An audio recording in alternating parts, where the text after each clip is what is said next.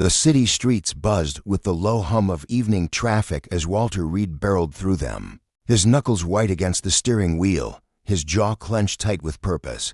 The towering police captain, a man whose very presence commanded authority, was a formidable figure, his broad shoulders and chiseled jawline carved from years of grit and determination. His sharp, piercing eyes could cut through the chaos of the toughest precincts. Yet to those who knew him best, they softened into pools of warmth and unwavering care. For decades, he had walked the jagged edge of justice in one of the city's most unforgiving districts, facing down the ugliness of humanity, drug raids gone sideways, families torn apart by senseless violence, and the unrelenting brutality of the streets. Through it all, Walter held fast to a moral compass forged in integrity, even when the system around him bent under the weight of prejudice and corruption. But tonight, that compass spun wildly, pulled not by duty to the badge, but by a far deeper call of love for his wife, Nancy, and the child she was about to bring into the world. Across town, Walter had been hunched over a cluttered desk, scribbling the last lines of paperwork for a case that had gnawed at him for weeks. The precinct was quiet, save for the faint hum of flickering fluorescent lights and the distant clatter of a janitor's mop. His phone buzzed against the wood, shattering the stillness, and when he saw Nancy's name glowing on the screen, his heart gave a quiet lurch. She was his sanctuary, the steady light that guided him home after days drowned in the city's shadows. He pressed the phone to his ear, and her voice spilled through, shaky, breathless, laced with a fear she couldn't hide. "Walter, the contractions, they've started. I think it's time," she said, her words trembling between excitement and dread. In an instant, the world tilted, his pulse roared in his ears, a tidal wave of adrenaline flooding his veins. This wasn't just a call, it was a summons, a raw, primal pull to stand as her protector, her partner, her husband. He could hear the strain in her every syllable, the trust she placed in him to carry her through the storm, and it lit a fire in his chest that no drug bust or street chase ever could. Without a second thought, Walter swept the papers aside, their edges fluttering to the floor like fallen leaves. His keys jangled in his hand as he bolted from the station, his long strides eating up the distance to his car. The night air hit him sharp and cold, but he barely felt it. His mind was a tangle of racing thoughts, each one tethered to Nancy. He slid behind the wheel, the engine roaring to life beneath him, and peeled out into the streets, tires screeching against asphalt. Walter was no stranger to pressure. He'd faced down armed dealers and talked grieving mothers through their worst nightmares, always with a steady hand and a cool head. But this was different. This was personal. The stakes weren't just his own life, they were hers and their child's. A fragile new soul hovering on the edge of existence.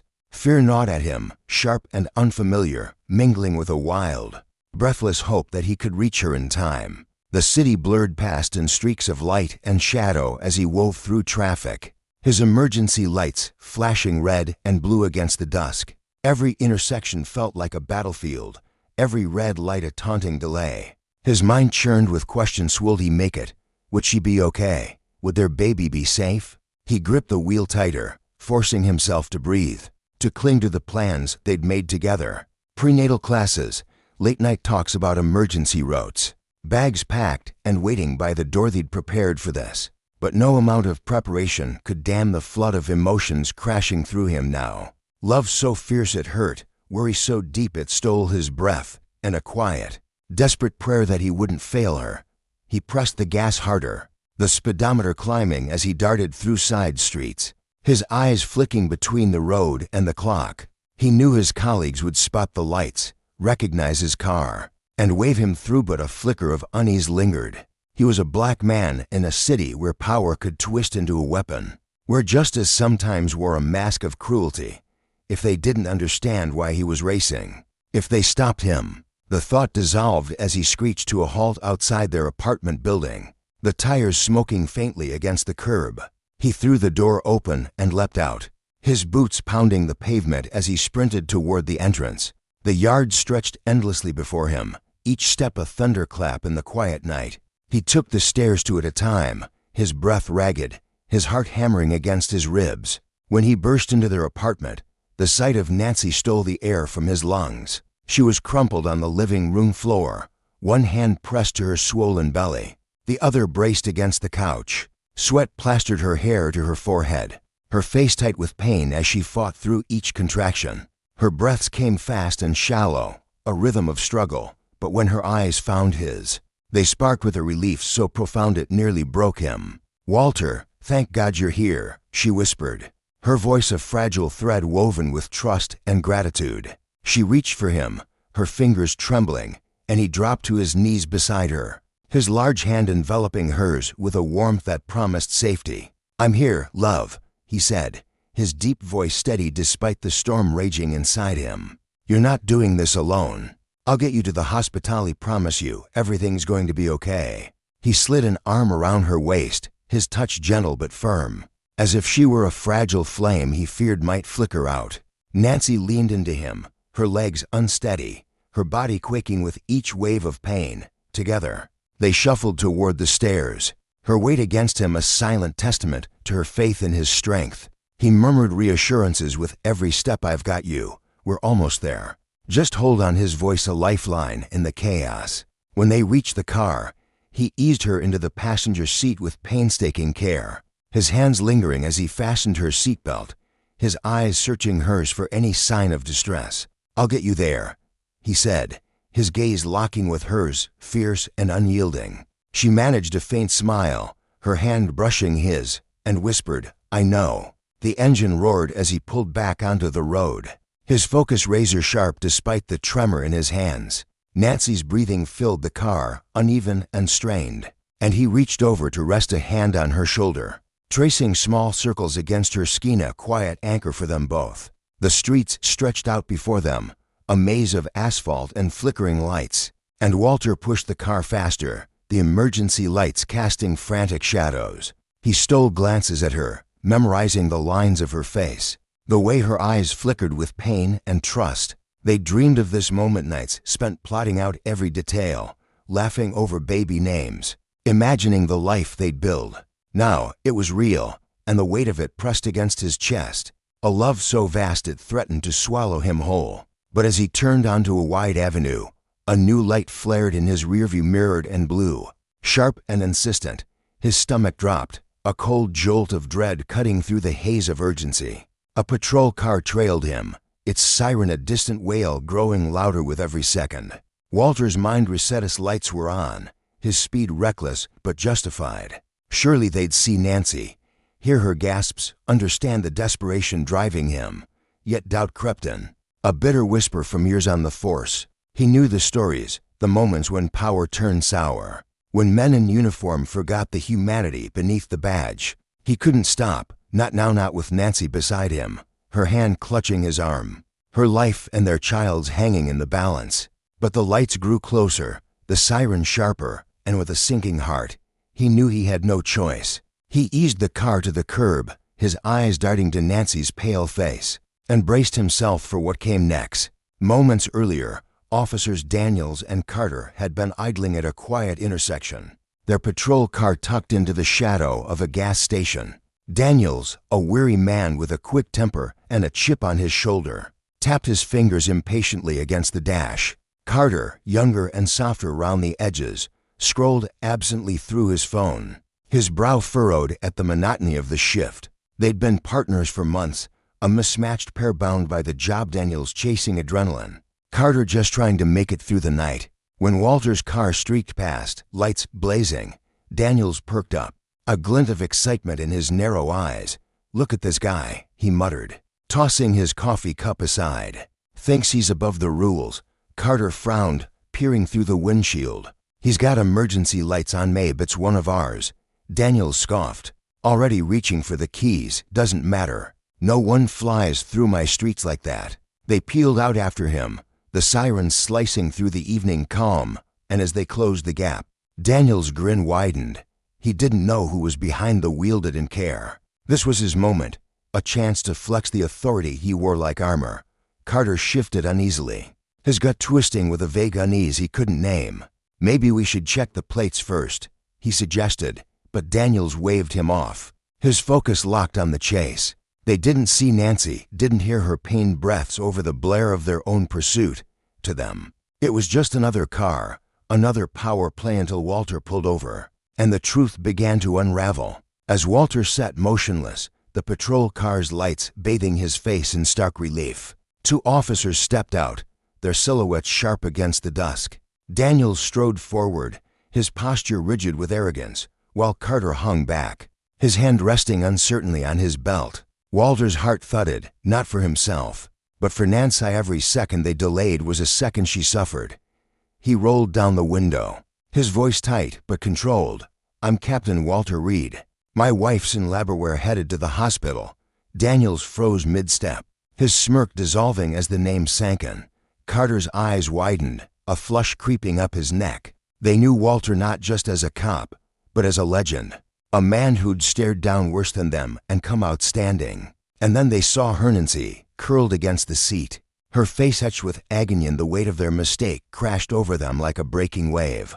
Daniels stammered, his bravado crumbling, while Carter rushed forward, his voice shaky with apology. "Captain, we didn't know. Let us clear the way." Walter nodded curtly, his focus already shifting back to Nancy, but the moment lingered, a stark reminder of how power, unchecked, could twist into harm. They'd stopped him, yes, but worse, they'd nearly stopped her, and the consequences of that arrogance would haunt them long after the night faded. For Walter, it was a bitter lesson in a truth he'd fought his whole career. Justice wasn't just a badge or a gun, it was the choices made in the dark, the lives spared or broken by them. As the patrol car swung ahead, lights clearing his path, he pressed the gas once more, his hand finding Nancy's, and vowed she'd never feel the cost of that lesson again. The night was thick with tension, the air heavy with the weight of an impending storm. Walter gripped the steering wheel, his knuckles paling as he fought to keep his focus on the road ahead. Pain twisted through his body at his own, but the shared agony of his wife, Nancy, who writhed beside him, her breath sharp and uneven. Sweat beaded on her forehead, her hands clutching the edge of the seat as though it were the only tether keeping her grounded. She was in labor, the baby coming too soon, too fast, and every second felt like a cruel eternity stretching between them and the hospital. Walter's heart pounded with a frantic rhythm, a desperate prayer looping in his mind. Just let us get there in time. He pressed the gas harder, the speedometer climbing as the world blurred past a risk he knew he had to take. Then, piercing through the darkness, came the flashing red and blue lights in his rearview mirror. A patrol car.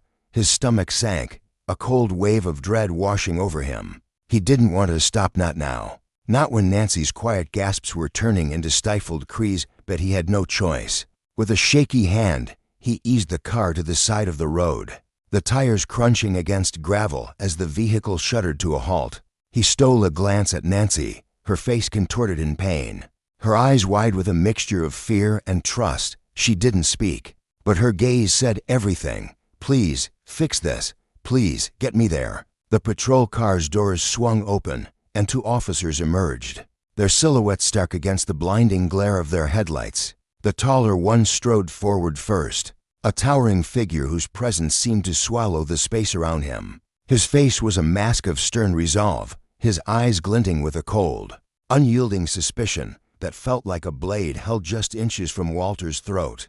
Beside him came the shorter officer, stockier and broader, his shoulders squared with an arrogance that radiated off him like heat. His lips curled into a sneer, a look of disdain so palpable it seemed to stain the air between them. Together, they approached Walter's window, their boots thudding against the pavement with deliberate menace. Walter rolled down the glass, the night air rushing in, cool and sharp against his clammy skin.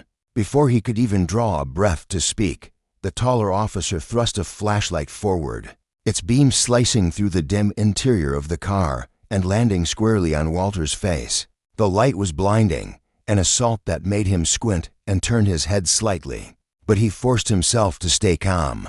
"What do you think you're doing, driving at that speed, pal?" the officer barked, his voice rough and accusing, each word dripping with a challenge Walter couldn't afford to meet. Swallowing the lump in his throat, Walter steadied his trembling hands and met the man's gaze. "I'm sorry, sir," he began, his tone measured but laced with urgency, "but my wife, she's in labor. I need to get her to the hospital right now." His voice cracked slightly. betraying the fear gnawing at his insides. He hoped had prayed they'd hear the desperation in his words, see the truth in his eyes, and let him go. This wasn't about pride or defiance. It was about life, about the fragile heartbeat he could almost feel pulsing beside him. But the shorter officer's eyes narrowed. Catching the glint of the police badge pinned to Walter's shirt, his smirk widened. A cruel twist of his lips that sent a shiver down Walter's spine. "Oh, so you're police captain, huh?" he drawled, his sarcasm thick and biting. "What, you think that shiny little badge gives you a free pass to speed around? Breaking every law in the book." The mockery in his tone was a slap, a deliberate jab meant to provoke. Walter's chest tightened, his jaw clenching as he fought to keep his composure. "I'm not trying to break any laws," he said, his voice low but firm. "This is an emergency. My wife's in severe pain, and our baby's coming. Please just let us through." His plea hung in the air, fragile and raw, but it only seemed to stoke the officer's disdain. The tall one's stony glare hardened, his hand gesturing sharply toward the door. "Step out of the vehicle, now." The command was ice cold, unnegotiable, and it sent a jolt of panic through Walter. He hesitated, his eyes darting back to Nancy. She was hunched forward now, her breath shallow and ragged, her fingers digging into the upholstery. Her face, pale and glistening with sweat, was a portrait of suffering, but her eyes toast wide, pleading eyes shelled a flicker of fear as they locked onto his. She didn't need to say it. He felt her terror, her trust, her need for him to make this right. With a heavy heart, Walter pushed the door open and stepped out, the gravel crunching beneath his boots. He raised his hands slightly, palms open, a silent gesture of compliance. The night air bit at his skin, but it was nothing compared to the chill of the officer's indifference. "Please," he tried again, his voice steady despite the storm raging inside him. "This is a life-or-death situation. My wife needs a doctor. I'm begging you to understand." The shorter officer stepped closer, his bulk looming as he leaned in, his breath hot and sour. "Who do you think you are, huh? Driving like a lunatic, breaking the law, and then flashing your title like it means something." His voice was a snarl, thick with contempt. "You think being a captain gets you special treatment?" Walter's hands twitched, itching to ball into fists, but he forced them to stay loose. "I'm not asking for privileges," he replied, his tone resolute but pleading. "I'm asking for mercy. My wife's in agony, she needs help now." The tall officer scoffed, a harsh sound that cut through the night like a blade. His hand drifted toward his holster, fingers brushing the grip of his gun with a casual menace that made Walter's blood run cold. "Listen here, buddy," he said, his voice low and threatening. "If you don't cooperate, I won't hesitate to make you." Force isn't off the table. Fear surged through Walter, a tidal wave that threatened to drown him. He'd faced danger before countless times in his years on the force, but this was different. This wasn't about him. It was about Nancy, about the tiny life fighting to be born. And the thought of failing them ignited a fury he could barely contain. He took a deep breath, the air burning in his lungs as he struggled to keep his voice even. "Please, just listen. This isn't about me. It's about my wife, my child. Let us go, and I'll explain everything later. She needs medical care now." But his words crashed against a wall of scorn. The shorter officer's sneer deepened, his eyes glinting with malice. "Don't try that sob story on us," he spat. "I've seen plenty of guys like ya thinking they're above the rest. Newsflash, you're not." Walter's fists clenched at his sides, nails digging into his palms. Every second they wasted was a second Nancy suffered, a second their baby's life hung in the balance. He glanced back at the car, where she sat trembling, her hands pressed against her swollen belly. Tears streaked her face now, her lips parted in a silent cry as she watched the scene unfold. Her vulnerability pierced him, a dagger of helplessness twisting in his chest. He couldn't lose her, wouldn't, but these men seemed determined to drag this out, to wield their power like a weapon. The realization hit him hard. They weren't just indifferent, they relished this. The taller officer's smirk, the shorter one's taunt wasn't about enforcing the law. It was about control, about putting him in his place. And as Walter stood there, a black man in a captain's uniform, he couldn't shake the gnawing suspicion that his skin played a role in their hostility. He'd seen that look before, a flicker of bias, The unspoken assumption, but never had it felt so personal, so dangerous. Desperate to de-escalate, he reached for his wallet, pulling out his badge to show them who he was, not as a flex, but as proof, a plea for reason. "I'm not lying," he said, holding it up. "I'm a captain. My wife's in labor. Please, just let us go." But the shorter officer lunged forward, snatching the wallet from his hand with a force that made Walter flinch. He flipped it open, eyeing the badge with a mocking grin. "Really? A police captain?" he jeered, his voice thick with disbelief. "You think this means you're untouchable, that you can do whatever you damn well please?" Before Walter could respond, a faint voice broke through the tension. "Please," it was Nancy, her words trembling as she pushed the car door open with shaking hands. "I just need to get to the hospital. My husband hasn't done anything wrong." Her voice was weak, strained with pain, but there was a fire in it, a mother's determination, a wife's loyalty. She tried to step out, her legs wobbling, but the shorter officer whirled on her, his face twisting with fury. "Get back in the car," he roared, his tone so vicious it made her shrink back. "You don't get out unless I say so." Walter's heart lurched as he watched her retreat, her eyes meeting his through the window. Even in her suffering, she offered him a faint, brave smile, a fragile thread of strength that tied them together. It was a look that said, "I believe in you. Stay calm for me, for us." That silent courage fueled him, grounding him even as rage simmered beneath his skin. He couldn't let these men break him, not when Nancy needed him most. But just as he steadied himself, the taller officer stepped forward, his hand slamming into Walter's shoulder with a force that sent him stumbling backward. "Stay put," he growled, his voice a thunderclap of authority. "Don't even think about resisting." Walter caught his balance, his breath hitching as he stared into the man's eyes that gleamed with a hunger for dominance. "I'm not resisting," he said, his voice tight but unwavering. "I'm asking you to let us go. My wife needs help, please." The shorter officer laughed, a harsh, grating sound that echoed in the empty night. "Don't think we're cutting you any slack just because you're a captain," he sneered, stepping so close Walter could feel the heat of his breath. "You're just another guy to use, and if you don't play along, we'll make you wish you had." The threat hung heavy, a noose tightening around Walter's resolve. He wanted to fight back, to scream, to demand the justice he'd spent his career upholding, but he couldn't. Not here, not now. Any move could endanger Nancy, could turn this standoff into something far worse. From the car, Nancy watched, her pain eclipsed by the anguish of seeing her husband humiliated. She could feel his frustration, his fear, mirrored in her own chest. Yet she stayed silent, her strength a quiet force that anchored him. Walter drew a deep breath, his eyes locked on the officers. "I'm not asking for special treatment," he said, his voice low and steady, a plea wrapped in steel. "I'm asking for humanity. Let us go." But his words were swallowed by their contempt, their faces unmoving, their hearts closed.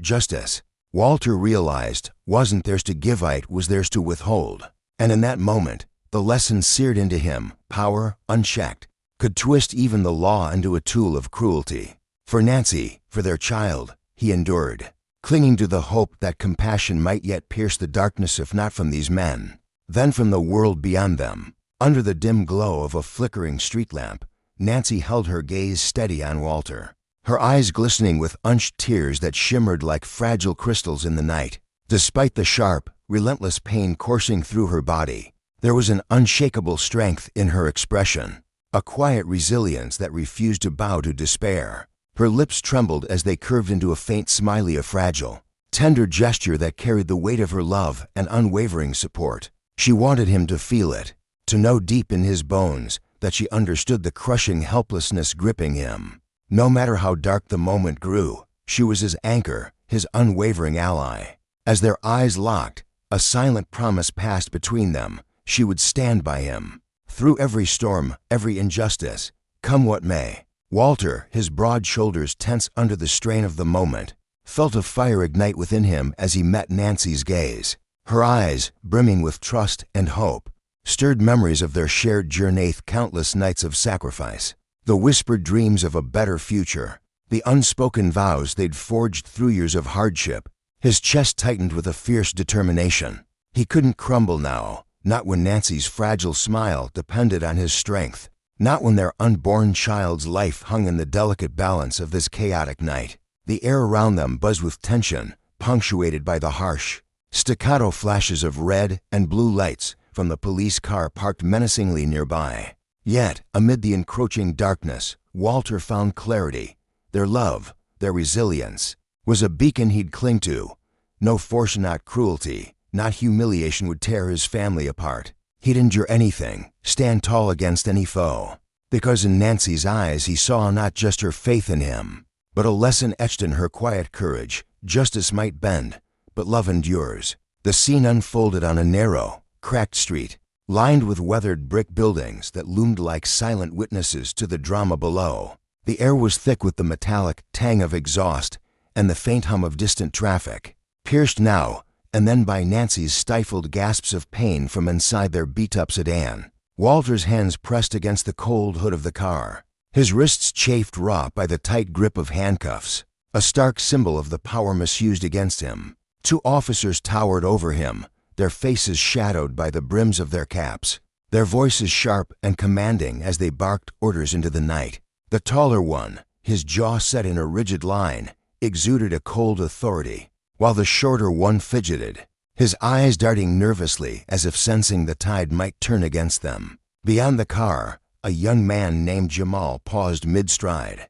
his sneakers scuffing the pavement as the shouting and flashing lights snagged his attention. His heart thudded in his chest, a mix of curiosity and dread pulling him closer. At 23, Jamal carried the weight of a dream-era college student with a passion for photography, a quiet soul who'd seen too many headlines about moments like this. As he edged nearer, the scene sharpened into focus, a black man pinned against a car, his dignity stripped by the officer's rough hands, while a woman's anguished cries spilled from the vehicle. Jamal's stomach churned with a visceral sense of wrongness.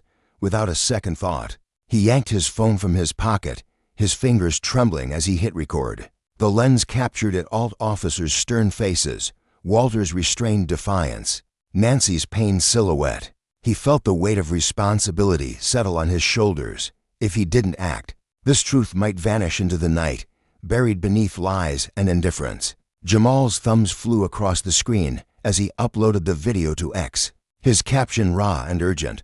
Police captain and his wife in labor treated with brutality and unfairness. It's time to demand justice. Within moments, the post exploded, a digital wildfire racing through cyberspace. Thousands of views piled up, comments flooding in like a tidal wave of outrage. Strangers across the city, nurses on night shifts, parents tucking kids into bed. Students hunched over laptops watched in stunned silence, their fury boiling over into words. How could they do this to a pregnant woman? One wrote, voice trembling through text. This is why we can't trust the system, raged another. The officer's cold, unfeeling actions, taller ones sneer. The shorter ones barked, signated a collective cry for accountability, a demand that justice not be a privilege, but a right. The crowd began to gather, drawn like moths to the flickering lights. Shopkeepers peeked from doorways, their aprons still dusted with flour. A tired bus driver lingered. His shift just ended, his brow furrowed in concern. Cell phones glowed like tiny torches, each recording a testament to the unfolding injustice. The officers felt the shift, their once imposing figures shrinking under the weight of dozens of disapproving eyes. The shorter one, his freckled face flushed with irritation, raised his voice, a brittle edge to his bravado. Nobody interferes with this. This is official business, back off. But the words faltered, tinged with a tremor of doubt. The taller officer stood rigid, his fists clenched, but even he couldn't ignore the murmur rippling through the onlookers, a chorus of dissent that chipped away at their authority. For Walter, pinned against the car, the crowd's presence was a lifeline. The sting of humiliation still burned, but the sight of Jamal's young face set with quiet fury. Phone held high, sparked a flicker of hope in his chest. He wasn't alone anymore. The world was watching, and maybe, just maybe, that meant the truth wouldn't be silenced this time. Inside the car, Nancy clutched the edge of the seat, her breath shallow and ragged as another contraction seized her. Through the haze of pain, she caught glimpses of the crowd, their concerned faces, Their raised voice and a fragile comfort bloomed within her. Strangers were fighting for them, risking their own safety to demand fairness. She locked eyes with Jamal for a fleeting moment, a silent thank you passing between them. And she prayed his video would be the key to their deliverance. The officer's confidence began to crack. The shorter one, sweat beading on his forehead, glanced at his partner, his bravado unraveling into uncertainty. The taller one's scowl deepened, but his eyes betrayed a flicker of worry and knew every shove. Every harsh word was now evidence etched in digital stone. Walter seized the moment, his voice steady despite the strain. "My wife is in an emergency. We just need to get to the hospital, please. Reconsider." The taller officer wheeled around, his face a mask of fury, but the edge of his anger was dulled by hesitation. "We'll handle this by protocol," he snapped, his tone less convincing than before. "If you don't cooperate, we'll do our job as required." Yet the words rang hollow, drowned out by the crowd's rising protests. "Can't you see she's in pain?" a woman shouted, her voice thick with indignation. "Let them Gavi need a doctor," a man bellowed, his frustration echoing off the buildings. The tension coiled tighter, a storm about to break, when the screech of tires shattered the night. An unmarked car jolted to a stop, its door flying open to reveal Keith David, a towering figure with salt and pepper hair and a presence that commanded silence. A veteran detective with 20 years on the force, Keith was Walter's raucous brother in all but blood, a man whose moral compass never wavered. His dark eyes blazed with fury as he took in the scene, his friend shackled like a common thug. Nancy's pained cries cutting through the air, the officer's smug faces faltering under his glare. The crowd parted as he strode forward, his heavy boots striking the pavement with purpose, the glow of phone screens casting sharp shadows across his weathered face. Keith stopped inches from the officers, his voice a low, thunderous growl that sent a shiver through the night. "What exactly do you think you're doing here?" The words sliced through the chaos, sharp and unyielding. "This is Chief Walter Reed, and you're stopping him from getting his wife to the hospital while she's in labor. Do you have any idea what you've done?" The officers flinched, their resolve crumbling. The shorter one stammered, "We're just doing our duty." He was speeding, and we have the right." Keith cut him off, stepping closer, his presence overwhelming. "Duty doesn't mean abusing your power. No rule says you treat a family in crisis like this. Look at her." He jabbed a finger toward Nancy, her face pale and twisted in agony as she fought through another contraction. The taller officer averted his eyes, his earlier arrogance dissolving into shame. "We didn't know it was this serious," he muttered, barely audible. Keith's lip curled in disgust. "Didn't know, you didn't ask. You saw his skin and decided that was enough to overstep. Walter spent his life fighting for justice, and this is how you repay him." His voice dropped, cold and cutting. "This isn't authority, it's cowardice." Walter, still pressed against the car, felt a rush of gratitude as Keith's words washed over him. His friend's unwavering stand reignited his belief that justice wasn't just an ideal, it was a force, one Keith would wield to shield them. Keith turned to Walter, his stern features softening with regret as he gripped his friend's shoulder. "I'm sorry I wasn't here sooner, man. This never should have happened. They've gone too far, and I'll make damn sure they answer for it." Walter nodded, his throat tight with emotion. The humiliation still stung, but Keith's resolve was a lifeline, a promise that this wouldn't be buried. Facing the officers again, Keith's tone turned glacial. "I'm reporting every second of this. You'll face the consequences of your abuse, and I'll see to it personally." The officers exchanged a panicked glance, their power stripped bare by the crowd, the cameras, and Keith's righteous fury. In that moment, Walter and Nancy clung to a shared hope. Justice might falter, but it wouldn't fail it when love and courage stood against the tide. The night air hung heavy with tension, thick enough to choke on. As Keith stood unwavering in the midst of the chaos, this wasn't just some petty wrongdoing, it was a wound rotten deep, carved into the lives of his colleague Walter and Walter's wife, Nancy. Keith's chest burned with a quiet fury as he replayed the scene in his mind. Two officers, puffed up with misplaced authority, had dared to obstruct a desperate couple racing against time to reach the hospital. To Keith, This was more than a mistake, it was a betrayal of everything he'd sworn to uphold. He clenched his fists, promising himself that this wouldn't slip away into the shadows. No, he'd drag it into the light, piece by piece, until justice was more than just a word. The officers, who moments ago had strutted with the swagger of untouchables, now faltered under Keith's unrelenting stare. His eyes, sharp as a blade, cut through their bravado, leaving them exposed and scrambling for footing. The shorter one, a weary man with a pinched face, shifted uncomfortably, his boots scuffing the pavement as he avoided looking at anyone. His earlier smugness had melted into a jittery unease, his fingers twitching at his sides as if searching for something to hold onto. The taller officer, broad-shouldered and once imposingly confident, seemed to shrink inward, his gaze dropping to the ground like a scolded child. He couldn't bear to meet Keith Sicer Walters, for that matter. Their authority, so carelessly wielded, had crumbled under the weight of their own actions, leaving them defenseless against the growing murmur of the crowd.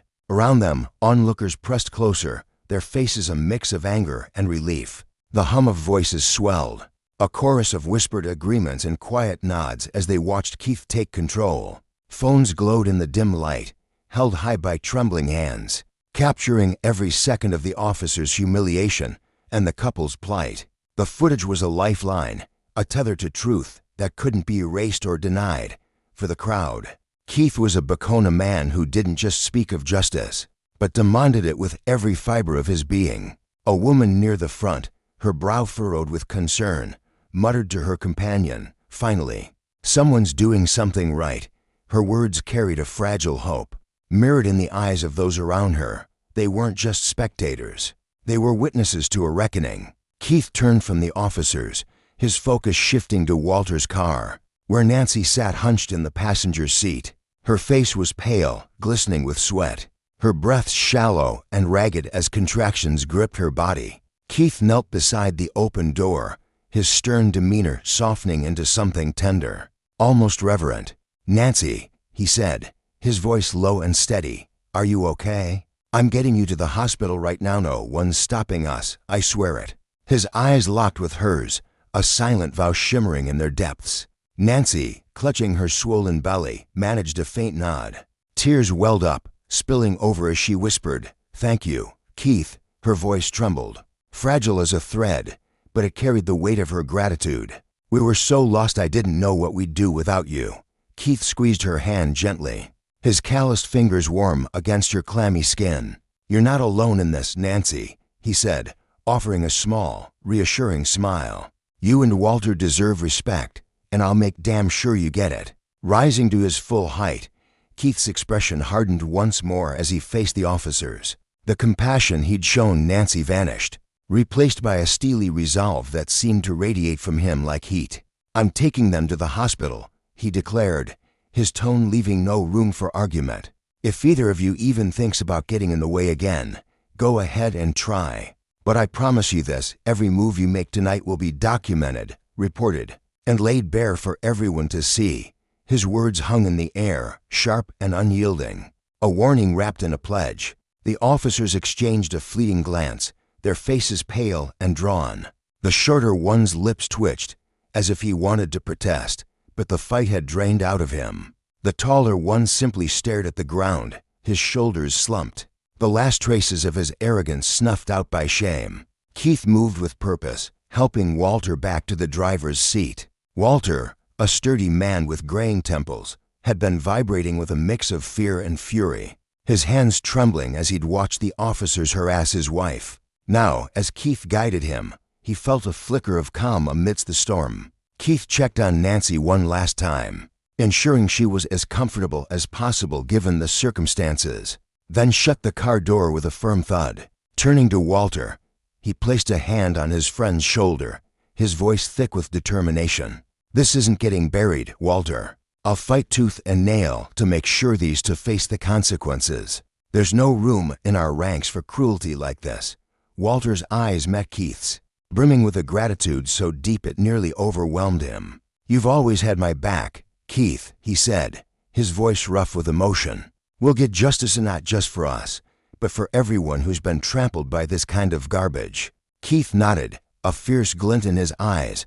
"This isn't just your fight, Walter, it's ours. We swore to protect, not to prey." The crowd watched in awe as the two men stood side by side, an unspoken bond forging between them, a partnership rooted in loyalty and a shared hunger for what was right.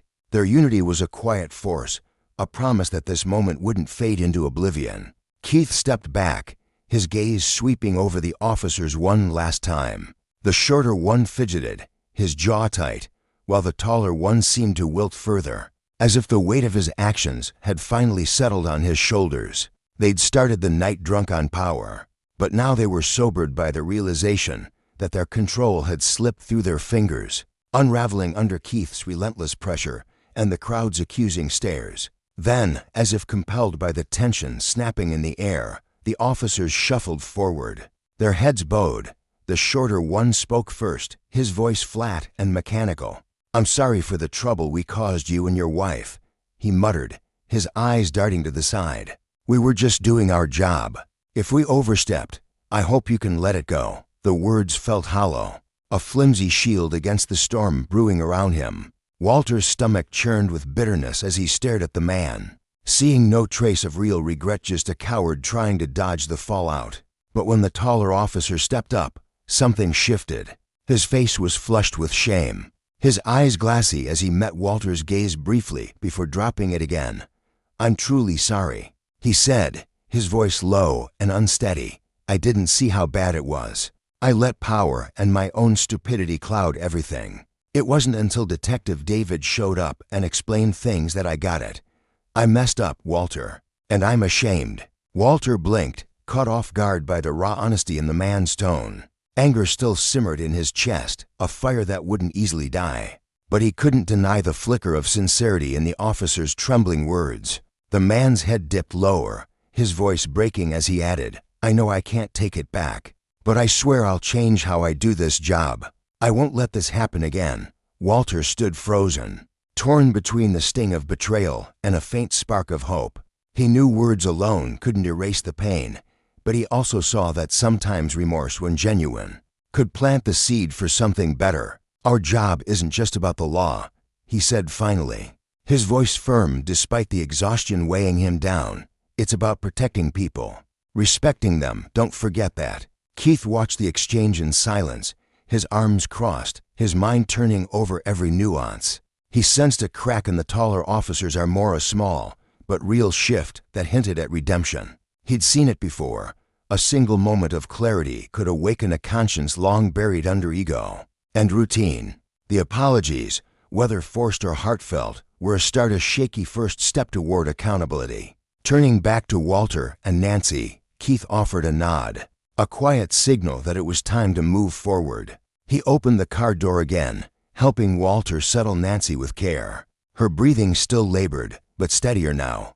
"Let's get you where you need to be," he said, his voice a lifeline in the dark. Facing the officers one final time, Keith's expression was ice cold, his words a hammer striking steel.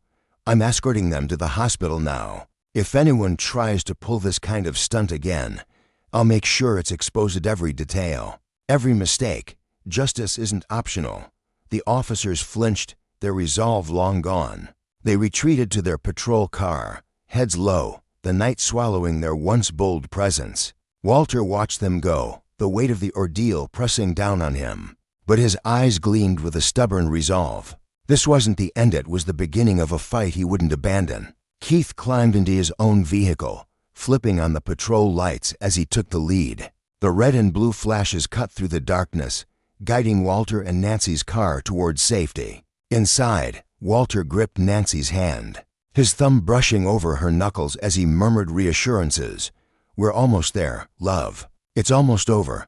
Nancy, despite the pain gnawing at her, felt a wave of calm wash over her. Keith's presence, steady and unyielding, was a shield against the chaos they'd endured. She squeezed Walter's hand back, her voice a whisper, "We're lucky to have him." When they reached the hospital, Walter glanced back at the road they'd traveled, his heart a tangle of relief, anger, and gratitude.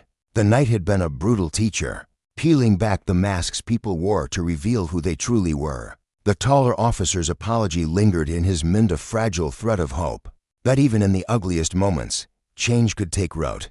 Keith stepped out of his car, his silhouette framed by the hospital lights, ready to stand guard until Walter and Nancy were safe inside. Walter clasped his friend's hand, their grip firm and wordless, a pact sealed in silence. "We'll keep fighting, Walter," Keith said, his voice a vow. "For you, for Nancy, for everyone who's been wronged.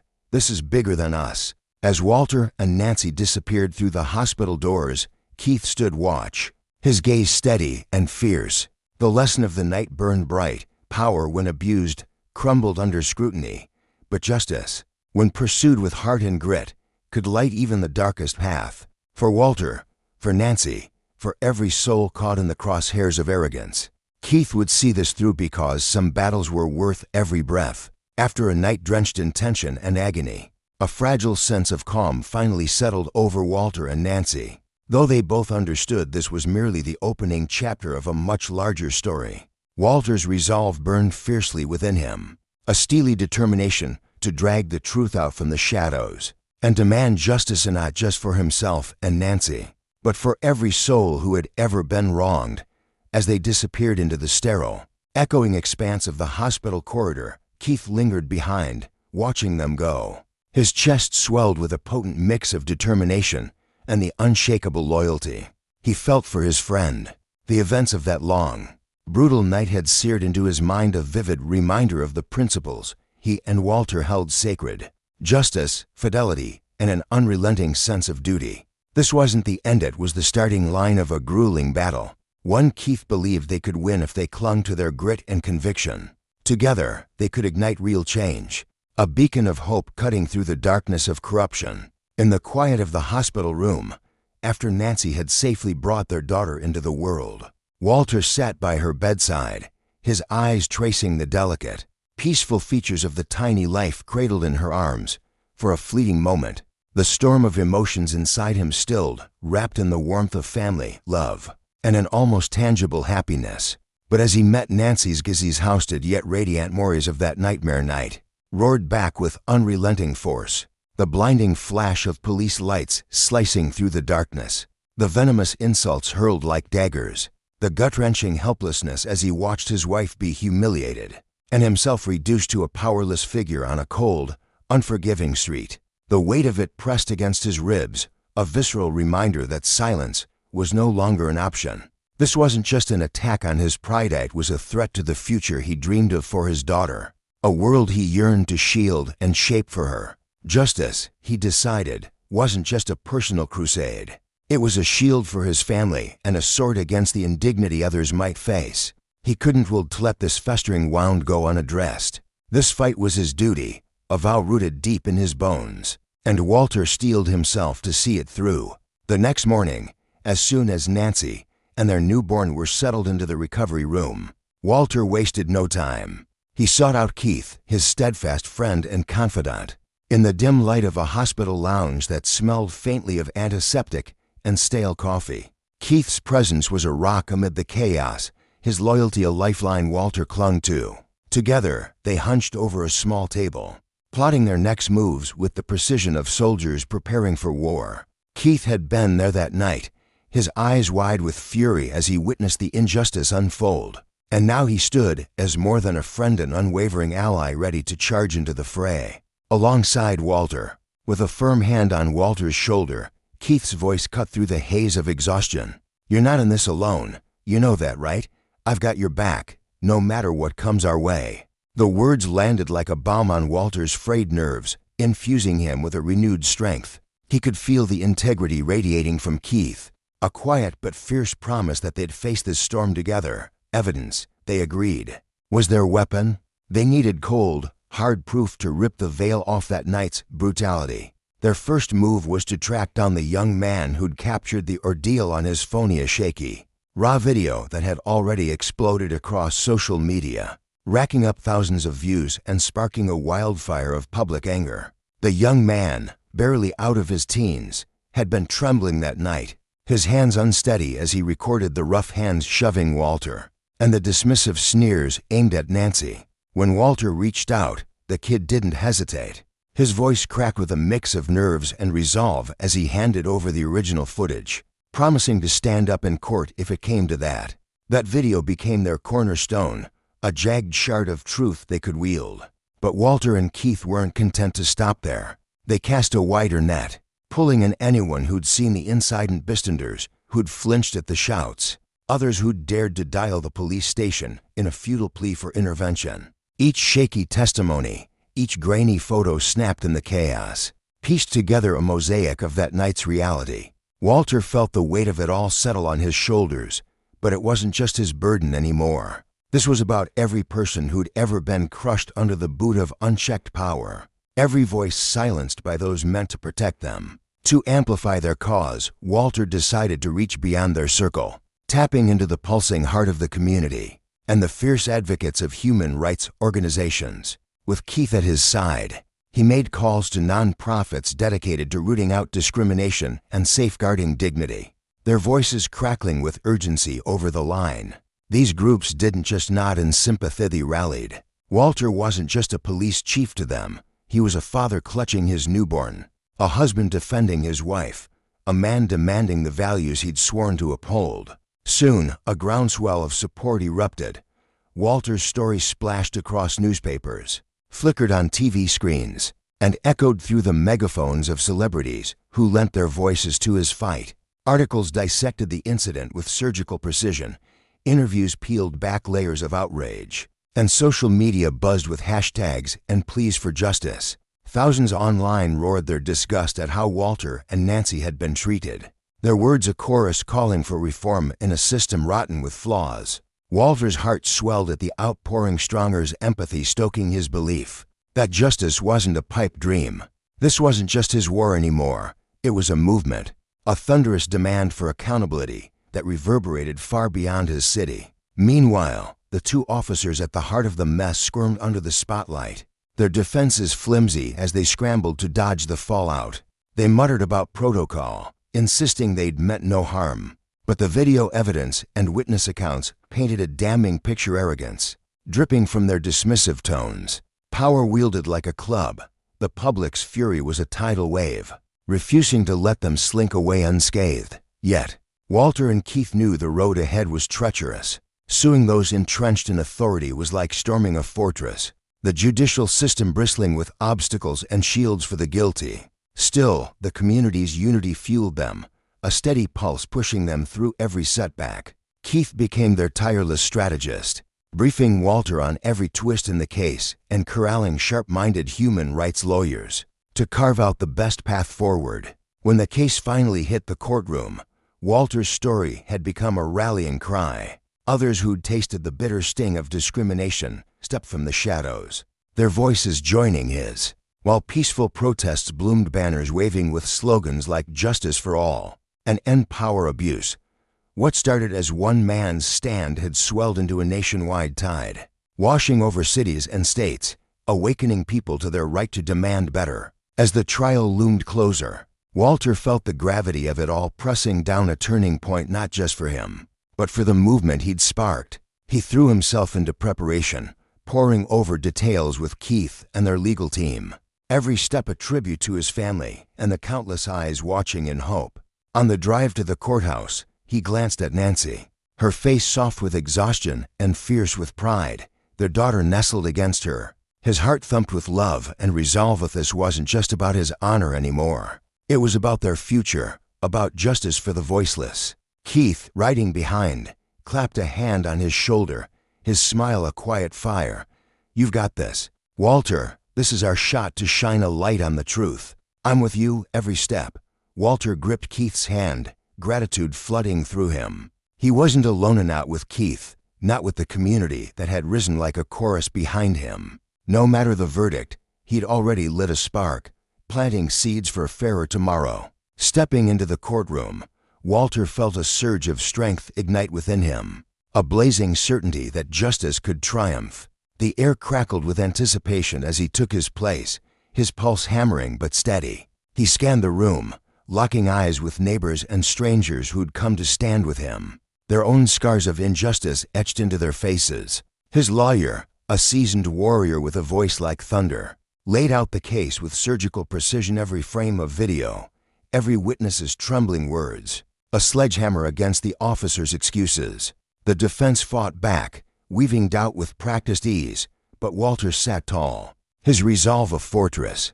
When he took the stand, the room hushed, every breath held as he recounted the night that had shattered his world, each detail a wound, reopened, each word a plea for the system to remember its purpose. Justice wasn't just a word to Walter, it was a lesson carved into his soul, a warning that power unchecked breeds ruin. And as he spoke, he knew this fight would echo far beyond that room, a call to rebuild trust where it had been broken. In the dimly lit courtroom, the air hung heavy with unspoken tension, a palpable weight pressing down on every soul present.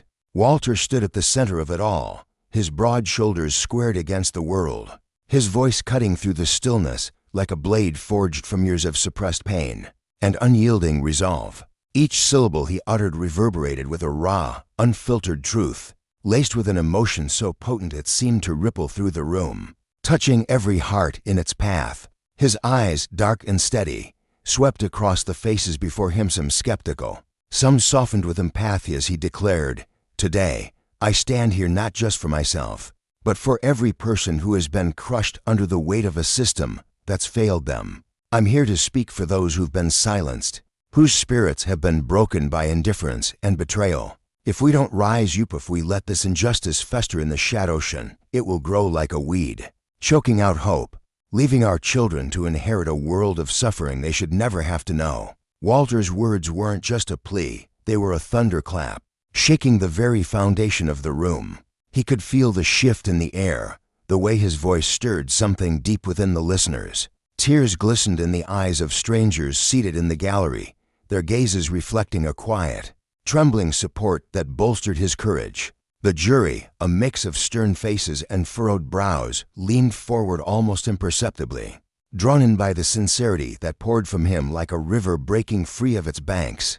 Inside, Walter wrestled with a storm of his own anger at the years stolen from him, fear that his fight might still fall short, and a fragile, flickering hope that this moment could be the turning point he'd dreamed of. He thought of his daughter, her tiny hands reaching for him, and the promise he'd made to shield her from the cruelties he'd endured. That thought alone anchored him, fueling his determination to see this through. When he stepped down, his legs trembled faintly, but his spirit soared with a strange blend of relief and anticipation. His attorney, a weary man named Daniel with sharp eyes and a mind like a steel trap, took the floor next. Daniel's voice was smoother than Walter's, calculated yet passionate, weaving a tapestry of evidence and argument that pulled the jury deeper into the story. He paced before them, his hands gesturing with precision, emphasizing every damning detail. "This isn't just a lawsuit," he said, his tone rising with conviction. "This is a chancy, a rare, precious chance for the system to look itself in the mirror and fix what's broken. Justice isn't some lofty idea we scribble in books and forget. It's a living, breathing right, one that belongs to every man, woman, and child in this room, no matter who they are." Walter's fight is proof of that, and we cannot let it be in vain. His words hung there, heavy with meaning, a call to action that seemed to echo Walter's own heart.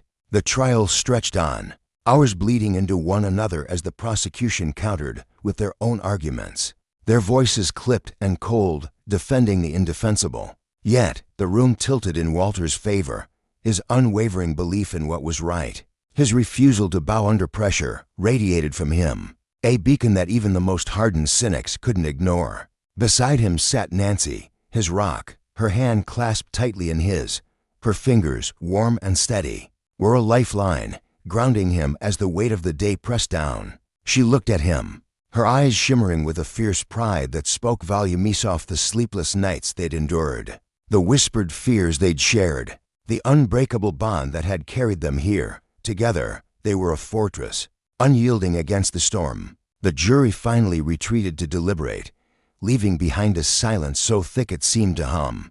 Walter's chest tightened, his breath shallow as he waited, every second stretching into eternity. He replayed his testimony in his mind, searching for flaws, wondering if he'd said enough, done enough. Nancy squeezed his hand. her touch a silent promise that they'd face whatever came next as one. When the jury returned, the room held its breath, all eyes fixed on the judge's stern figure with silver hair and a face carved from years of solemn duty. He surveyed the courtroom, his gaze lingering on Walter for a moment that felt endless, before speaking in a voice that carried the weight of finality. After thorough consideration of the evidence and testimonies presented, the jury has reached a unanimous decision. We find that the two officers in question committed a grievous abuse of their authority. Their actions not only inflicted harm upon Walter, but struck a blow against the very trust people place in those sworn to protect them. Walter's heart leapt, a tidal wave of emotion crashing over him. Relief, vindication, a joy so sharp it bordered on pain. He turned to Nancy, seeing his own feelings mirrored in her tear-streaked face. This was it, the moment they'd clung to through every dark day. The public acknowledgement of the truth they'd always known. The judge pressed on, his words measured but firm. As a result, these officers will be stripped of their positions, ordered to pay compensation to Walter for the damages inflicted, and face the legal consequences of their actions. The gavel fell, a sharp crack that sealed their victory, and Nancy threw her arms around Walter, her sobs muffled against his chest. "You did it," she whispered, her voice trembling with awe. "Justice won today, Walter. You made it happen." He held her close, his own eyes burning with tears, gratitude swelling in his chest for the woman who'd stood by him through every battle. The courtroom erupted in applause, a wave of sound that rolled over them from the gallery where friends, neighbors, and strangers alike had gathered to bear witness. Among them was Keith, a burly man with a gruff voice and a heart of gold, who'd been Walter's confidant since their days on the force together. Keith's broad face split into a grin, his meaty hands clapping louder than anyone's, pride radiating from him like heat from a fire. He'd seen Walter at his lowest, had listened to his rants and doubts over late-night coffees, and now he stood as a pillar of the community that had rallied behind this fight. The cheers were more than celebration, they were a testament to the power of one man's courage, amplified by the love and loyalty of those around him. As they stepped outside, the late afternoon sun bathed them in golden light, a stark contrast to the gloom of the courtroom. Walter felt lighter, as if the burden he'd carried for so long had finally begun to lift. Nancy walked beside him, her arm looped through his, her smile brighter than he'd seen in months. The trial was over, but Walter knew this was only the beginning. The victory was a spark, a signal to others that the system could be challenged, that ordinary people like them could demand fairness and win. The community had stood with them, neighbors knocking on their door with casseroles and words of encouragement, local shopkeepers slipping notes of support into their hands, even children drawing pictures of Walter as a hero in their crayon-scrawled worlds. It wasn't just their fight anymore, it was everyone's. That night, as they drove home through streets lined with budding trees, Walter's thoughts drifted to the journey that had brought him here. Once, he'd been a man who followed the rules, a cog in the machine of law enforcement, trusting it to uphold what was right. But that trust had shattered the day those officers turned their power against him, their batons raining down not just on his body, but on his faith in the world he'd served. The scars, both the ones that marked his skin and the ones that lingered in his soul, had transformed him. He wasn't just a survivor now. He was a warrior, forged in the fire of injustice, driven by a fierce need to ensure no one else suffered as he had. Beside him, Nancy reached for his hand, her touch pulling him back from the abyss of memory. "You've changed things, Walter," she said softly. "Not just for us, but for her." She nodded toward the back seat, where their newborn daughter slept in her car seat, her tiny chest rising and falling with peaceful breaths. Later, in the quiet of their home, Walter stood over his daughter's crib, her delicate features illuminated by the soft glow of a nightlight. Her innocence pierced him, a reminder of why he'd fought so hard. He brushed a finger across her cheek, whispering a vow into the stillness. "I'll build a world for you, little Ani, a place where you can grow up free, where the color of your skin or the sound of your name won't dictate your worth. I'll fight every day to make sure justice isn't just a word, but a shield for you and everyone like you." Across the room, Nancy stirred in her sleep, a faint smile curving her lips, as if she sensed the promise he'd made. Walter lingered there, the weight of his words settling into his bones, a quiet strength blooming in his chest. The next morning dawned bright and crisp, and Walter met Keith at a small diner on the edge of town. The air smelled of coffee and frying bacon, a comforting hum of life surrounding them as they slid into a worn booth. Keith's eyes, usually crinkled with humor, were serious now, fixed on Walter with a respect that made the older man's throat tighten. "This isn't the end, is it?" Keith asked, stirring sugar into his mug. "You're not stopping here." Walter shook his head, a fire kindling in his chest. "No, this lawsuit, it's just the first step. I want to fix things, Keith, not just for my family, but for everyone who's been kicked down by the people meant to protect them. The system's broken, and we've got to rebuild it." Keith nodded, leaning back with a slow grin. "Count me in then. I've seen too many good folks get chewed up by this mess. If you're leading the charge, I'm right behind you." Their conversation stretched into hours, ideas tumbling out between them, plans to organize meetings, to reach out to others who'd been wronged, to push for reforms that would hold law enforcement accountable. Walter felt a surge of purpose, the kind he hadn't known since his days wearing a badge. This wasn't about revenge. It was about responsibility, about turning pain into progress. By the time they left, the diner buzzing with midday chatter, Walter had a list of names: community leaders, fellow victims, even a few sympathetic officers ready to join the cause. The days that followed were a whirlwind of action. Walter threw himself into the work, his home becoming a hub of quiet revolution. The living room, once a sanctuary of rest, now buzzed with voice-niggers sharing stories of their own encounters with injustice, their faces etched with a mix of anger and hope. Among them was Maria, a single mother whose son had been harassed by police for no reason but the neighborhood he called home. Her voice shook as she spoke, but her eyes blazed with a strength Walter recognized in himself. "I've been quiet too long," she said, clutching a photo of her boy. "If you're fighting, I'm fighting too." Her resolve deepened the movement, her story one of many that fueled their shared mission. Walter reached out beyond their small circle, contacting nonprofits and human rights groups whose names he'd scribbled on napkins and scraps of paper. To his surprise, they answered, eager voices on the line offering legal advice, funding, even trainers willing to teach police officers about empathy and accountability. One afternoon, he sat in a community center basement, the air thick with the scent of old books and coffee, leading a workshop for a dozen officers. Their faces were a mix of wariness and curiosity, but as he spoke, sharing the terror of that night, the betrayal that still lingered, they softened. One, a young recruit named Jamal, lingered after, his voice low. "I joined to help people, not hurt them. I want to do this right."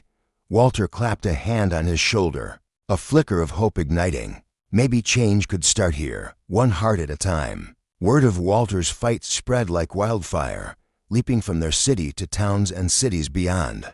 Newspapers splashed his story across front pages, television anchors recounted it with gravitas, and social media buzzed with hashtags #JustAGirl. Empower Abusery, his name into homes he'd never see. Strangers mailed letters, their handwriting shaky with gratitude or rage, thanking him for giving them the courage to speak. Victims stepped from the shadows, their voices joining his in a chorus that grew louder each day. Protests sprang up, peaceful but fierce, crowds clutching signs and chanting for fairness, their numbers swelling with activists, citizens, even officers who'd begun to question the old ways. International groups took notice, their emails flooding Walter's inbox with offers of support money. Lawyers training programs to reshape police forces into something better. The pressure bore fruit. Police brass, once dismissive, now faced a reckoning. New rules rolled out, stricter codes of conduct, oversight boards with real teeth, training that drilled compassion into every officer's core. Walter watched it unfold, a quiet pride mingling with the exhaustion that clung to him. He spoke at conferences, his voice steady as he recounted his story to rooms packed with reformers and rookies alike. "Justice isn't a privilege," he'd say, his gaze sweeping the crowd. "It's a promission we've got to keep with every choice we make. Power unchecked is a poison, and we've seen what it does. Let's build something better, not just for us, but for the ones coming after." The applause that followed wasn't just for him, it was for the lesson etched into his life. A warning of what happens when authority forgets its purpose. One evening, as dusk painted the sky in hues of orange and purple, Walter walked through the park with Nancy and their daughter. Children darted around them, their laughter a melody against the rustling leaves. He glanced at his little girl, her eyes wide with wonder, her smile a beacon of all he held dear. Kneeling beside her, he whispered, "I'll keep fighting, sweetheart, for a world where you're free, where no one can dim that light because of who you are. I'll make sure justice catches you when you fall." Nancy joined them, her hand slipping into his, her eyes aglow with a love that had weathered every storm. "You've done so much, Walter," she murmured, "not just for her, for us, but for people you'll never meet. They'll remember you, a man who turned pain into hope." Walter pulled them close, the weight of her words settling over him like a mantle. The road ahead stretched long and uncertain, but he felt no fear, only a quiet, unshakable resolve. The fight against injustice, the battle to root out the rot of misused power, had carved a deeper truth into his soul. Change wasn't a gift bestowed from above, but a garden cultivated by those brave enough to dig in. With Nancy's strength beside him and his daughter's future in his hands, Walter knew he'd never stop tending it, not for himself, but for the world they'd inherit. Together, they'd sown the seeds of justice, and he'd spend his life ensuring they bloomed. In a world where countless souls yearned for a glimmer of hope and a better tomorrow, Walter emerged as a towering figure, a living testament to the unyielding strength of perseverance and the raw courage required to wage a war for justice. His days were filled with purpose, a relentless march toward change that carried him through bustling conference halls and quiet reform meetings. With every speech he delivered and every program he championed, Walter poured his heart into ensuring that the hard-won progress he fought for would never fade into obscurity. His battle wasn't just a personal crusade, it was a desperate stand for his family, for every forgotten individual who had ever tasted the bitter sting of injustice, and for a society that desperately needed redemption. As the years unfolded, Walter and his wife Nancy stood side by side, watching their daughter blossom in a world they had painstakingly reshaped.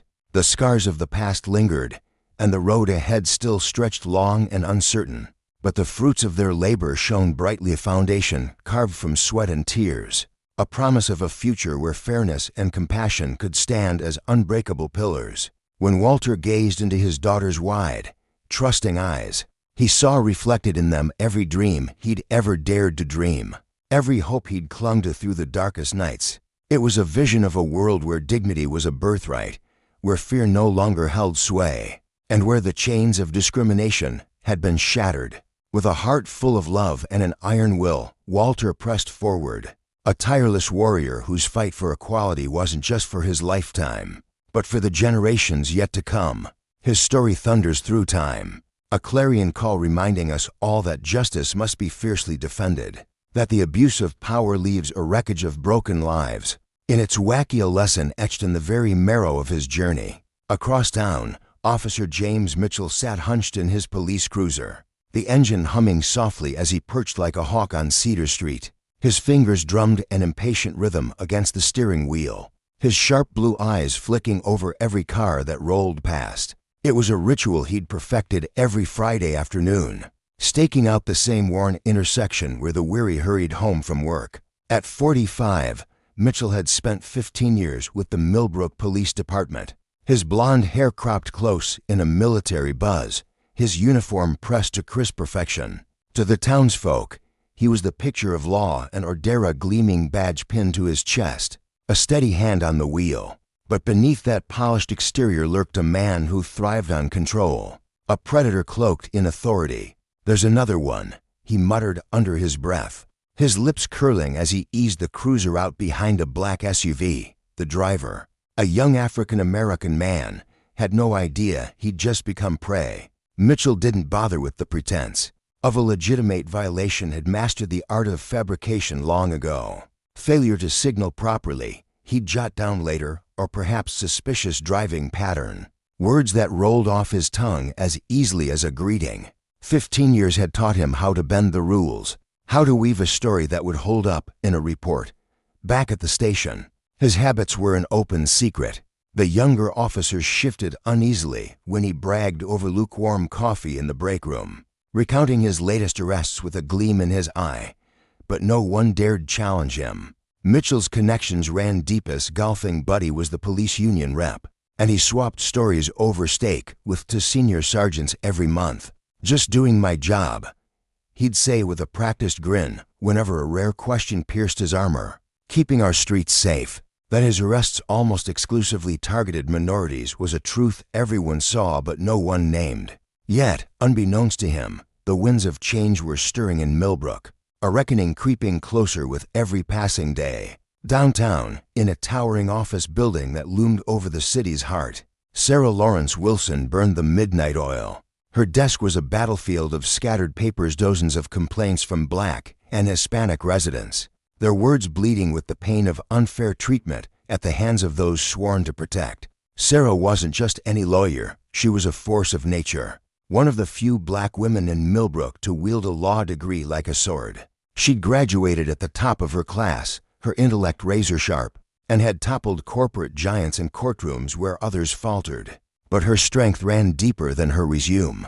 Unknown to Officer Mitchell, Sarah was married to Captain David Wilson, the second highest-ranking officer in the Millbrook Police Department. Their union wasn't hidden, but Sarah had deliberately scrubbed her married name from her office door and business cards. "I want to rise or fall on my own merit," she'd told David when she first hung her shingle, her voice steady with resolve. He'd nodded, pride flickering in his eyes, understanding her need to carve her own path. Now, as the sun dipped below the horizon, casting golden streaks through her window, Sarah added another file to her growing arsenal. That morning, a young Black college student had sat across from her, tears streaming down her face as she recounted being detained on the roadside for over an hour. During a baseless traffic stop, the officer's name glared up from the report, James Mitchell. "That's the third complaint this month," Sarah murmured, her pen scratching a note as frustration simmered beneath her calm exterior. She had no inkling that fate was about to thrust her own story into the pile. Elsewhere, Captain David Wilson zipped up his suitcase, preparing for a 3-day police conference in the state capitol. He stood at their front door, pulling Sarah into a gentle embrace. "Be careful while I'm gone," he said, his voice warm with the ritual farewell they'd shared for years. She smiled, her fingers brushing his tie into place. "I'm always careful. You stay safe too." Neither could have foreseen the storm brewing on the horizon. They didn't know that Officer Mitchell's unchecked arrogance was hurtling toward a catastrophic misstep, that his pattern of targeting Black drivers was about to unravel spectacularly.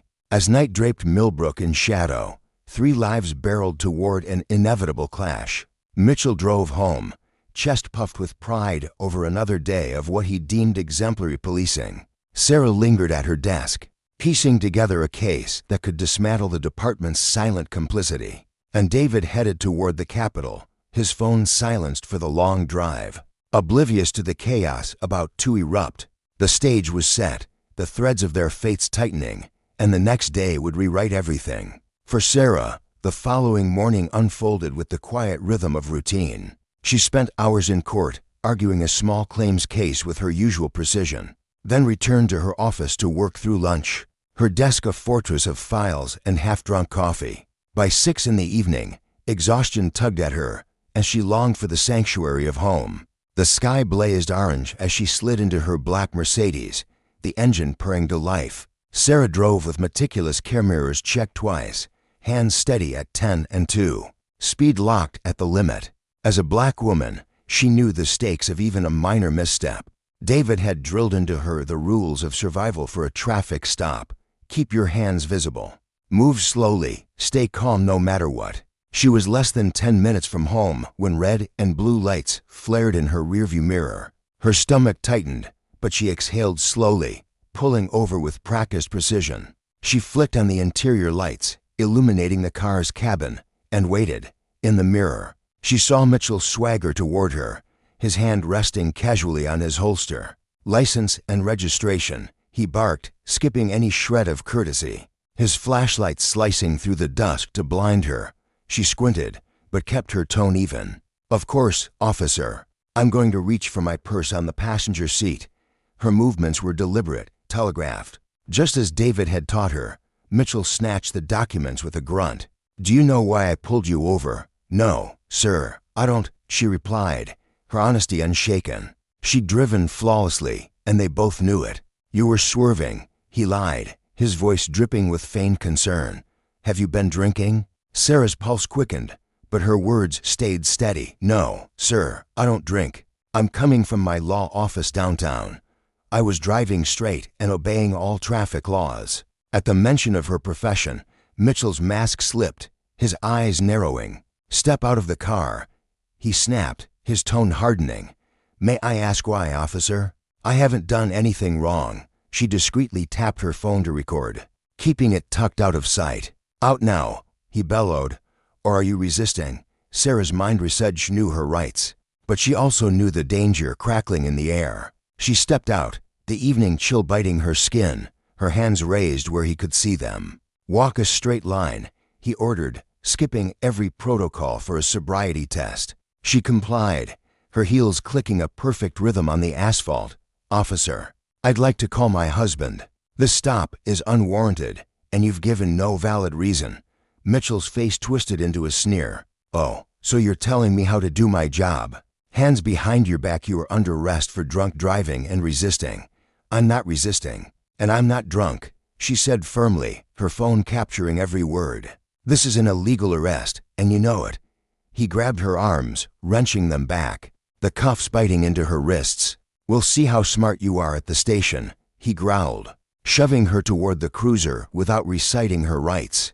The night swallowed them both, but the echoes of his abuse of power and the justice it would awaken were only beginning to ripple. The late afternoon sun dipped low over Millbrook, casting long shadows across the quiet streets as Officer James Mitchell shoved Sarah Lawrence Wilson toward his police cruiser. Her wrists ached from the bite of the handcuffs, the metal cold and unyielding against her skin. She stumbled slightly, her polished heels scuffing the asphalt, but she refused to let her composure slip. Anger simmered beneath her calm exterior, though she kept her face steady, her hazel eyes sharp and observant. As Mitchell's rough hands gripped her arm, a second cruiser rolled up with a soft crunch of gravel. Officer Jenny Rodriguez stepped out, her dark hair pulled back tightly in a bun, her brow furrowed as she took in the scene before her. The air felt thick with tension, and Rodriguez's unease was palpable as she hesitated by her car door, one hand resting on the frame. Everything okay here, Mitchell? Rodriguez's voice wavered slightly, her discomfort clear as she scanned Sarah, well-dressed, poised, not at all the picture of a reckless drunk.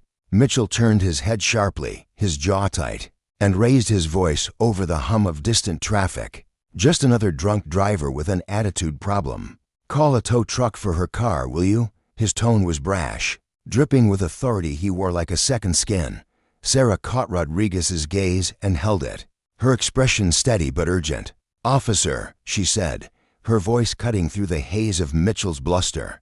I need to report misconduct. Officer Mitchell is making an illegal arrest. I'd like to speak to the watch commander. Mitchell's face flushed red, a vein pulsing at his temple as he tightened his grip and pushed Sarah harder toward the cruisers.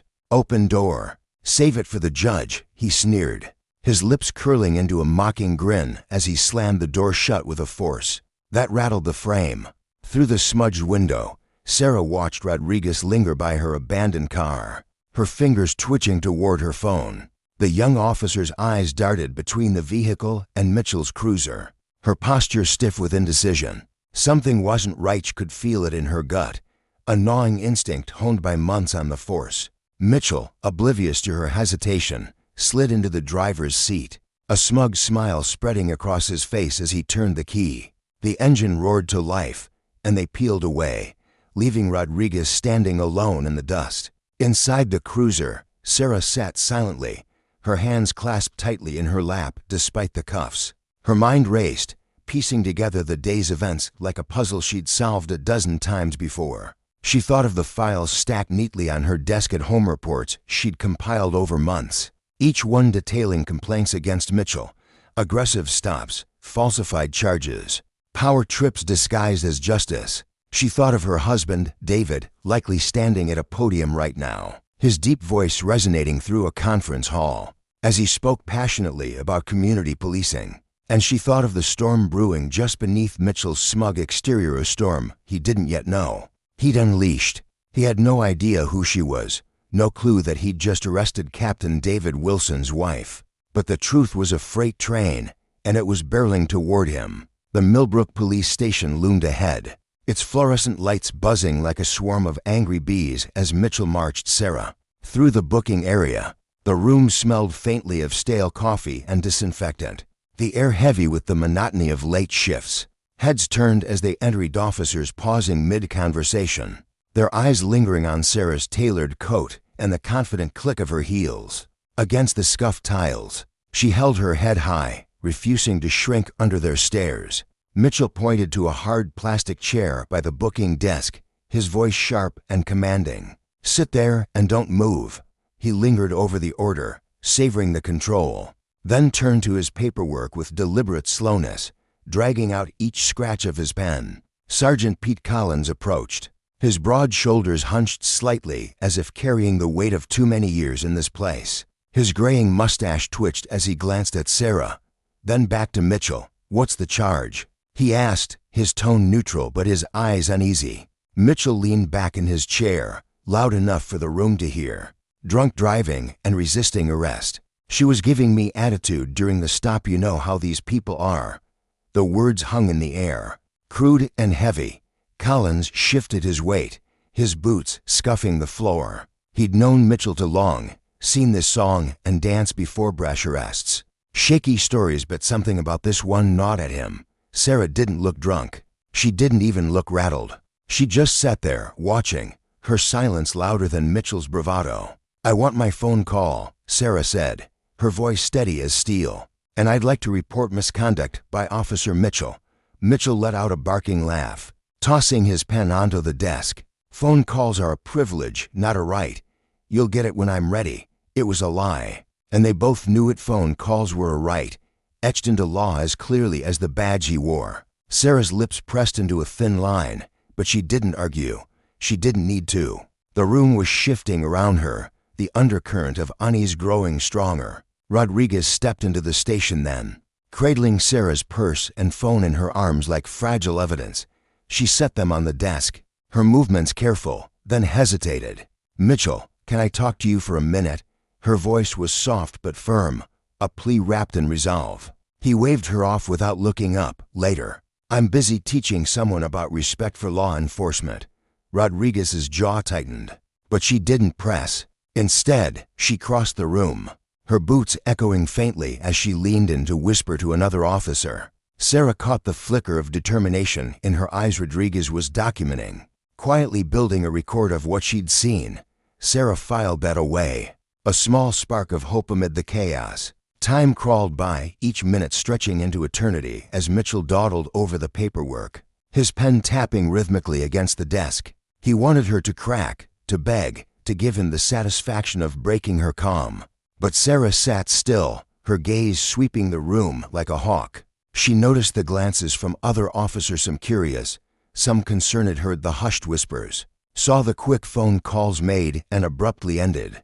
The station was a pressure cooker, and Mitchell was too busy gloating to feel the heat rising. Finally, he stood, his chair scraping loudly against the floor. "Stand up. Time for your mug shot." Sarah rose with grace, the handcuffs clinking softly as she moved. "Officer Mitchell," she said, her tone measured but piercing, "you still haven't read me my rights or allowed me my phone call. Everything you're doing is being noted." His face darkened, a storm cloud brewing behind his eyes. "Turn to the right," he snapped, ignoring her. "Now the left."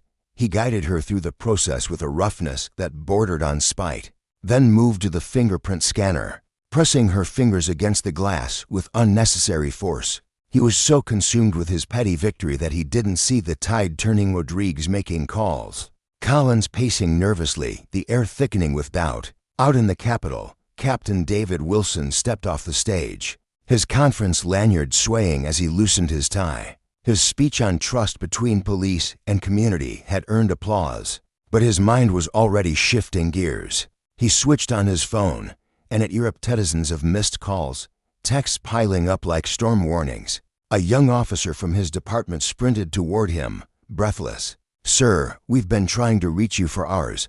David's eyes scanned the first message, and his heart plummeted. Sarah arrested by Mitchell. Without a word, he grabbed his coat and bolted for the parking lot. The echo of his boots against the marble floor a drumbeat of dread. Back at the station, Lieutenant Garcia burst through the doors, his face paling the moment he saw Sarah. He'd danced at her wedding 3 years ago, laughed with David over whiskey at the reception. "Mitchell," he barked, his voice slicing through the hum of the room. "My office now." Mitchell smirked, lingering over his paperwork. "In a minute, sir. Just finishing up." Garcia's glare could have melted steel. "Now, Mitchell." As Mitchell sauntered off, Sarah allowed herself a faint smile. The first cracks in his armor were showing, and soon they'd shatter completely. In Garcia's office, Mitchell slumped into a chair, his confidence still intact. She was drunk. Resisting arrest, Garcia cut him off, his voice low and furious. "Stop talking. Do you have any idea what you've done?" Mitchell shrugged, defiant. "My job. I don't care if she's some hotshot lawyer. Law applies to everyone." Garcia rubbed his temples, exhaustion warring with anger. "That woman you arrested, that's Sarah Lawrence Wilson, Captain Wilson's wife." The words hit Mitchell like a punch to the gut. His bravado drained away, leaving a hollow shell. For the first time in 15 years, he felt the icy grip of fear. Out in the booking area, the mood shifted fast.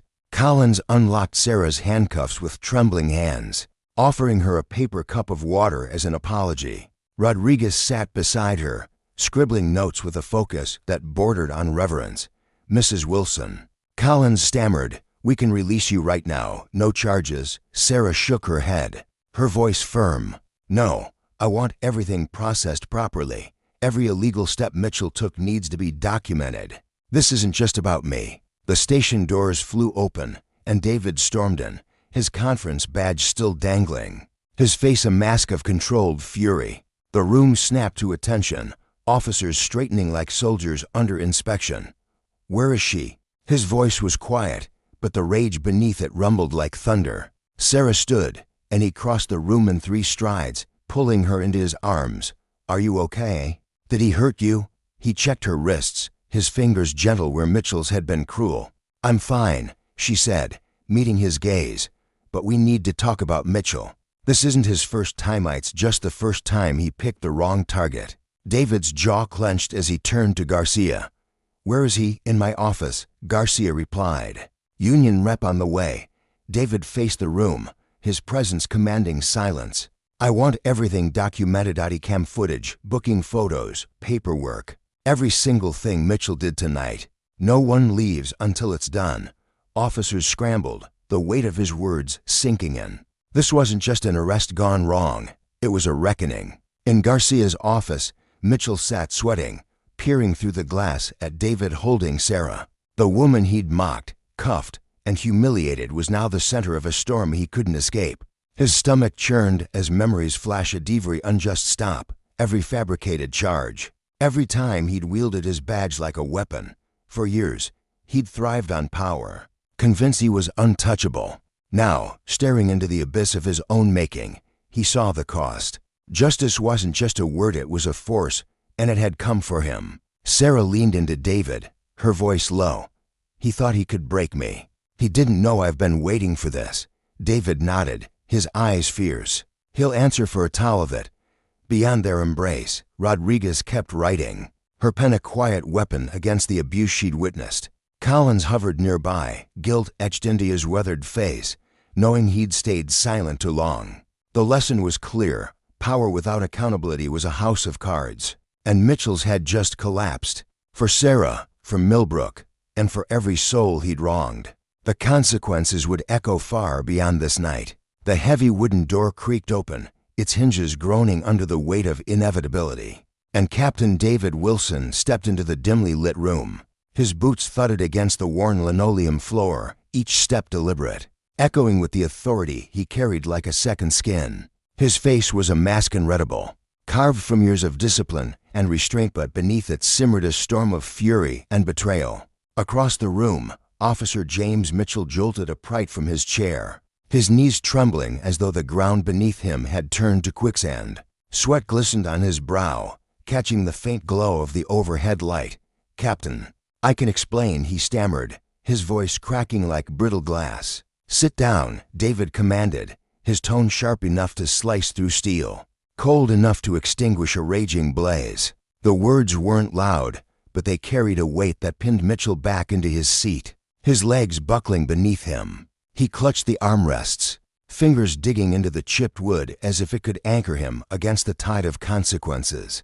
Crashing in, David stood motionless, his broad shoulders squared, his dark eyes boring into Mitchell with an intensity that made the air feel thick and suffocating. "The only reason you're not in handcuffs right now," he continued, his voice dropping to a low, deliberate growl, "is because my wife, Sarah, insisted we do this by the book, the same book you tossed aside when you dragged her into that cell." Mitchell's mouth opened, then closed, his Adam's apple bobbing as he swallowed hard. His uniform, once a symbol of pride, now clung to him like a shroud, wrinkled and damp with the sweat of his unraveling lies. "I didn't know she was your wife," he whispered, the words tumbling out in a desperate plea, his eyes darting toward the floor as if it might swallow him whole. David took a step closer, his shadow stretching across the room, enveloping Mitchell in its darkness.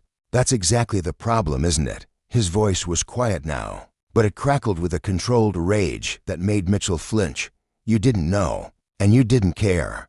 To you, she was just another black woman, Simeon, you could harass, someone you could intimidate, because you thought she had no power, no voice to fight back.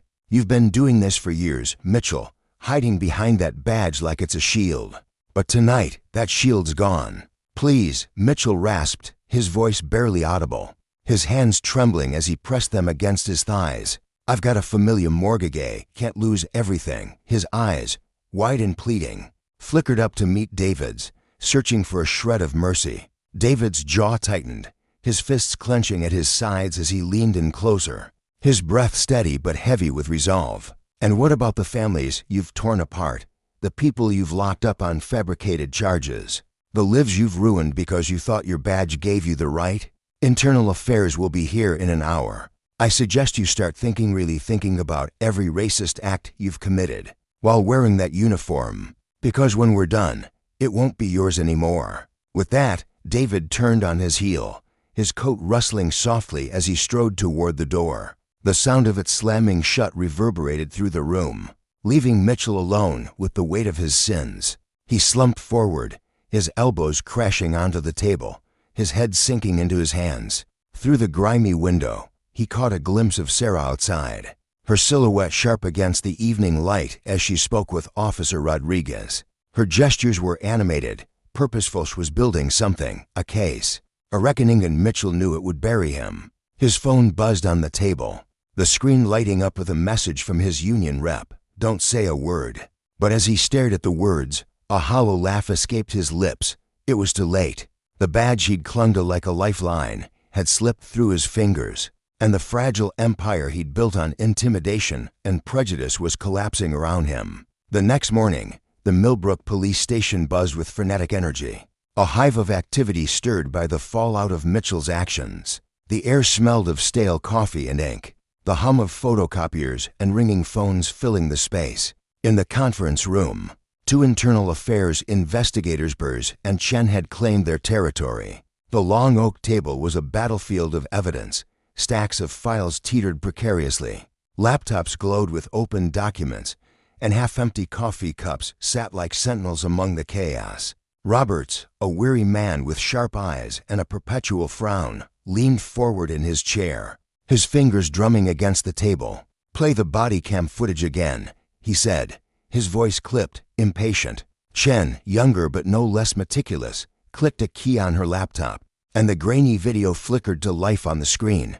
For the 10th time, they watched Mitchell's traffic stop of Sarah unfold. The footage was damning. Every lie he told, every procedure he trampled, laid bare in stark clarity. His voice barked orders through the speakers, dripping with arrogance as he yanked Sarah from her car without cause. Chen's pen scratched furiously across her notepad, her brow furrowed in concentration. "No probable cause for the stop," she muttered, her words piling up like bricks in a wall of evidence. "No field sobriety test, no adherence to booking protocol, illegal arrest, denial of rights. And that's just from last night." Roberts rubbed his temples, exhaling a long, weary breath. "This is no one-off," he said, his tone heavy with realization. "Captain Wilson stepped back from this investigation, had to. Given Sarah's involvement before he did, he made damn sure we had everything. He told us to dig into every traffic stop Mitchell's made in the last 5 years, every arrest, every complaint." Across town, Sarah sat in her downtown office, a small space cluttered with legal books and files that spilled over her desk like an avalanche of justice. Her phone hadn't stopped ringing since dawn, each call a thread in the tapestry of Mitchell's downfall. Word had spread like wildfire. The captain's wife, arrested unjustly, had cracked open a dam of silence. Victims were stepping forward, their voices trembling but resolute. Her assistant, a young woman with quick hands and a determined set to her jaw, poked her head through the door. "Another one," she said, her tone a mix of exhaustion and urgency. "This guy says Mitchell slapped him with a fake drug charge last year. Lost his job over it. Case got dismissed eventually, but the damage was done. His life's a mess now." Sarah nodded, her fingers tightening around her pen as she scribbled the details into the growing dossier she'd been compiling for months. She'd always known Mitchell was a poison in the system, but fear had kept people quiet until now. The wall of silence was crumbling, brick by brick, and she was determined to see it reduced to dust. Back at the station, Officer Rodriguez perched on the edge of a chair in the conference room, her posture rigid with the weight of what she was about to reveal. Her dark hair was pulled back tightly, her uniform crisp despite the late hour she'd spent wrestling with her conscience. "It wasn't just last night," she said, her voice steady but laced with regret. "Mitchell's had a pattern for years. He'd target people of color, black drivers, Latino kids walking home, making up reasons to pull them over or rough them up. Some of us tried to report it, but it was like shouting into a void. Nothing ever stuck." Roberts flipped open Mitchell's personnel file on his computer, his eyes narrowing as the screen illuminated a litany of red flags. 27 complaints in 15 years, he said, his voice rising with disbelief. All marked unfounded or resolved without action. Someone was covering for him. Simeon high up. Chen, her glasses perched on her nose, scrolled through a spreadsheet of Mitchell's traffic stop data, her lips pressed into a thin line as the numbers painted a grim picture. In the last year alone, 85% of his arrests were minorities in a town where they make up just 30% of the population. This isn't a few bad calls. This is deliberate, systematic discrimination. In another room, Sergeant Collins sat hunched over a table, his meaty hands fidgeting with a pen as he faced the investigators. His ruddy face glistened with sweat, his eyes darting nervously between Roberts and Chen. "Yeah, I knew what Mitchell was doing," he admitted, his gravelly voice low, almost drowned out by the hum of the air conditioning. "We all did, but he had friends, big ones. Anyone who opened their mouth got shut down fast. Transfers, write-ups, you name it." "Names," Roberts snapped, leaning forward, his chair creaking under the shift. "We need names." "Collins." As Collins began to spill, his words halting and reluctant, more officers trickled in behind him. They were younger, their faces etched with years of suppressed frustration, their uniforms still carrying the faint creases of a shift just ended. They'd stayed silent too long, cowed by threats and the unspoken code of loyalty. But now, with internal affairs digging and Sarah building a civil rights case, the dam had burst. The truth flowed out in torrent stories of coercion, falsified reports, and a system that had shielded Mitchell like a fortress. At his modest suburban home, Mitchell sat suspended without pay, the stillness of the house pressing in on him like a vice. His phone buzzed incessantly on the coffee table, each call a lifeline from officers who'd once backed him, now scrambling to save their own skins. His union rep had been blunt. "Resignation's your best shot. Criminal charges are coming. There's no dodging this." Mitchell stared at the device, his hands clasped tightly in his lap, the knuckles whitening. The life he'd built, this authority, His reputation was unraveling, thread by thread, and he had no one left to blame but himself. Sarah met David for lunch at a quiet cafe far from the chaos of their respective offices. The clatter of dishes and murmur of conversation surrounded them, but their table felt like an island of resolve. David's face was lined with exhaustion, his eyes shadowed but resolute as he pushed a fry around his plate. "How many victims so far?" he asked, his voice soft but carrying the weight of a man who'd seen too much. 43, Sarah replied, her fork hovering over her untouched salad, her mind elsewhere. "And more keep coming forward every hour. Mitchell didn't just break the law. David shattered lives. People lost jobs, homes, families because of his lies." Her voice trembled with a mix of anger and determination, her fingers curling into a fist on the table.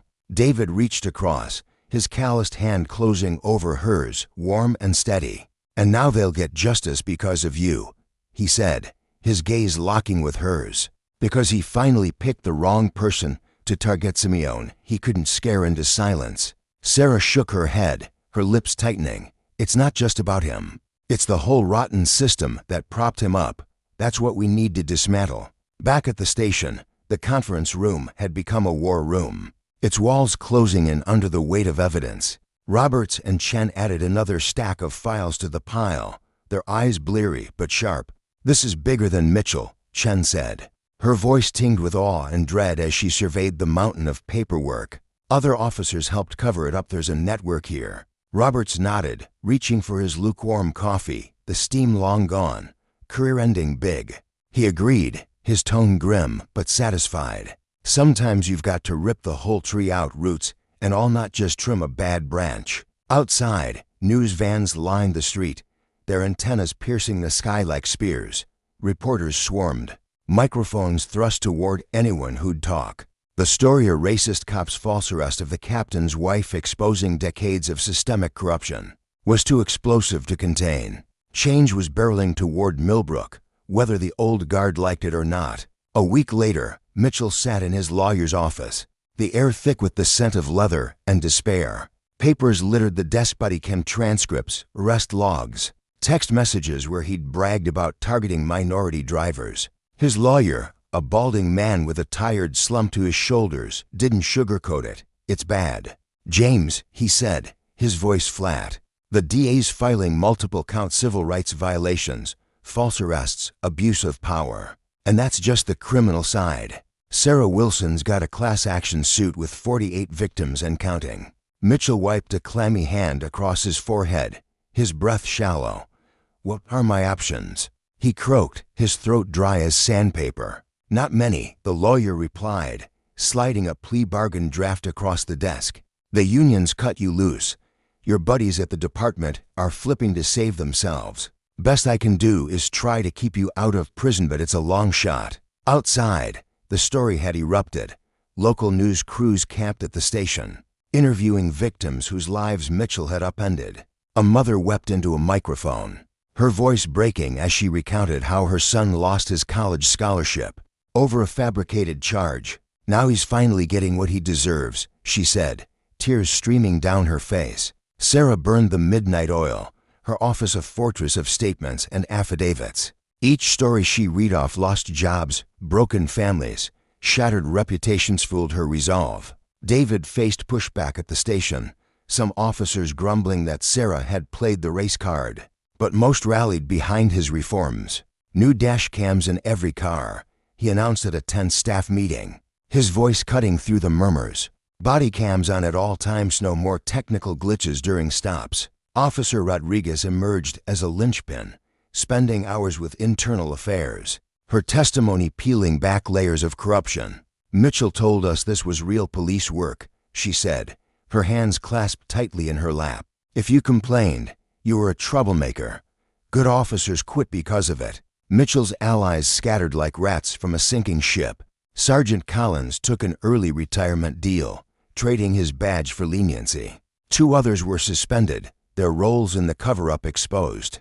The old system of protection was a house of cards, and the wind of accountability had blown it flat. At a packed press conference, the district attorney faced a sea of cameras. "Today, "We're filing charges against former Officer James Mitchell," she declared, her voice ringing with authority. "This case uncovers a pattern of racism and abuse of power.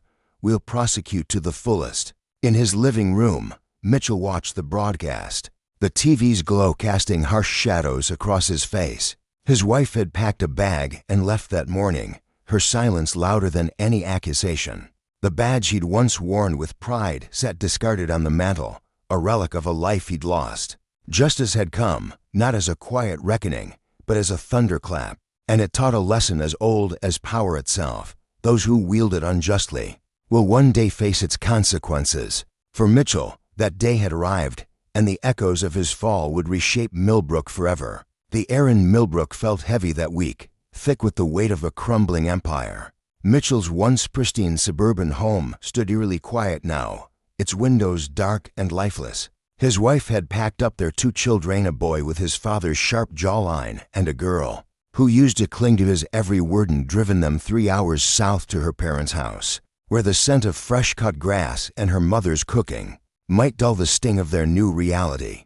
The neighbors, who once waved cheerfully over picket fences or swapped small talk at block parties, now averted their eyes when Mitchell stepped outside. His broad shoulders, once squared with authority, slumped under the invisible burden of disgrace. 15 years of wielding power, 15 years of privilege earned through a badge, and a gun had evaporated in a single, dizzying week. His phone buzzed on the kitchen counter, a cold, insistent vibration that snapped him out of his spiraling thoughts. With trembling hands, he picked it up, the screen glowing with a curt message from his lawyer, DAS offering a deal: 5 years in prison. Testify against the others involved. Let me know ASAP. The word prison glared back at him, sharp and unforgiving. It was a word he'd wielded like a weapon countless times, dangling it over the heads of trembling suspects, most of them innocent, most of them too poor or too scared to fight back. Now it loomed over him, a guillotine blade poised to sever the life he'd known. His stomach churned as memories flooded in, the faces of those he'd locked away, the pleas he'd ignored, the smug satisfaction he'd felt each time he snapped the cuffs. His hands shook harder, the phone slipping slightly in his sweaty grip. Justice, it seemed, had a cruel sense of irony. Across town, at the Millbrook Police Department, Officer David Wilson pinned a fresh poster to the breakroom wall with quiet determination. The hum of the station buzzed around him, phones ringing, boots scuffing against linoleum, the faint clatter of a coffee machine. The poster was crisp and bold, displaying the department's revamped mission statement: to protect and serve all Millbrook citizens with equal respect and dignity. Beneath it, David had scrawled a new addition in his precise handwriting, a confidential tip line for reporting officer misconduct. He stepped back, hands on his hips, and studied it for a moment. His dark eyes, usually warm with a hint of humor, carried a steely resolve. He'd spent years in Mitchell's shadow, biting his tongue as the older officer bent rules and broke lives.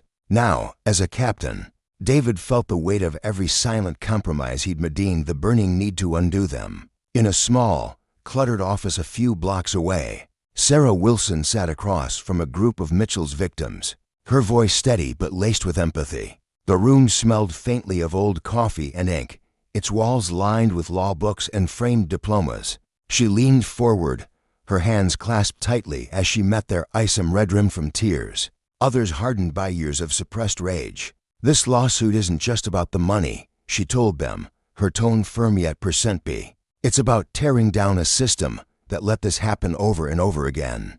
It's about making sure no one else has to endure what you did."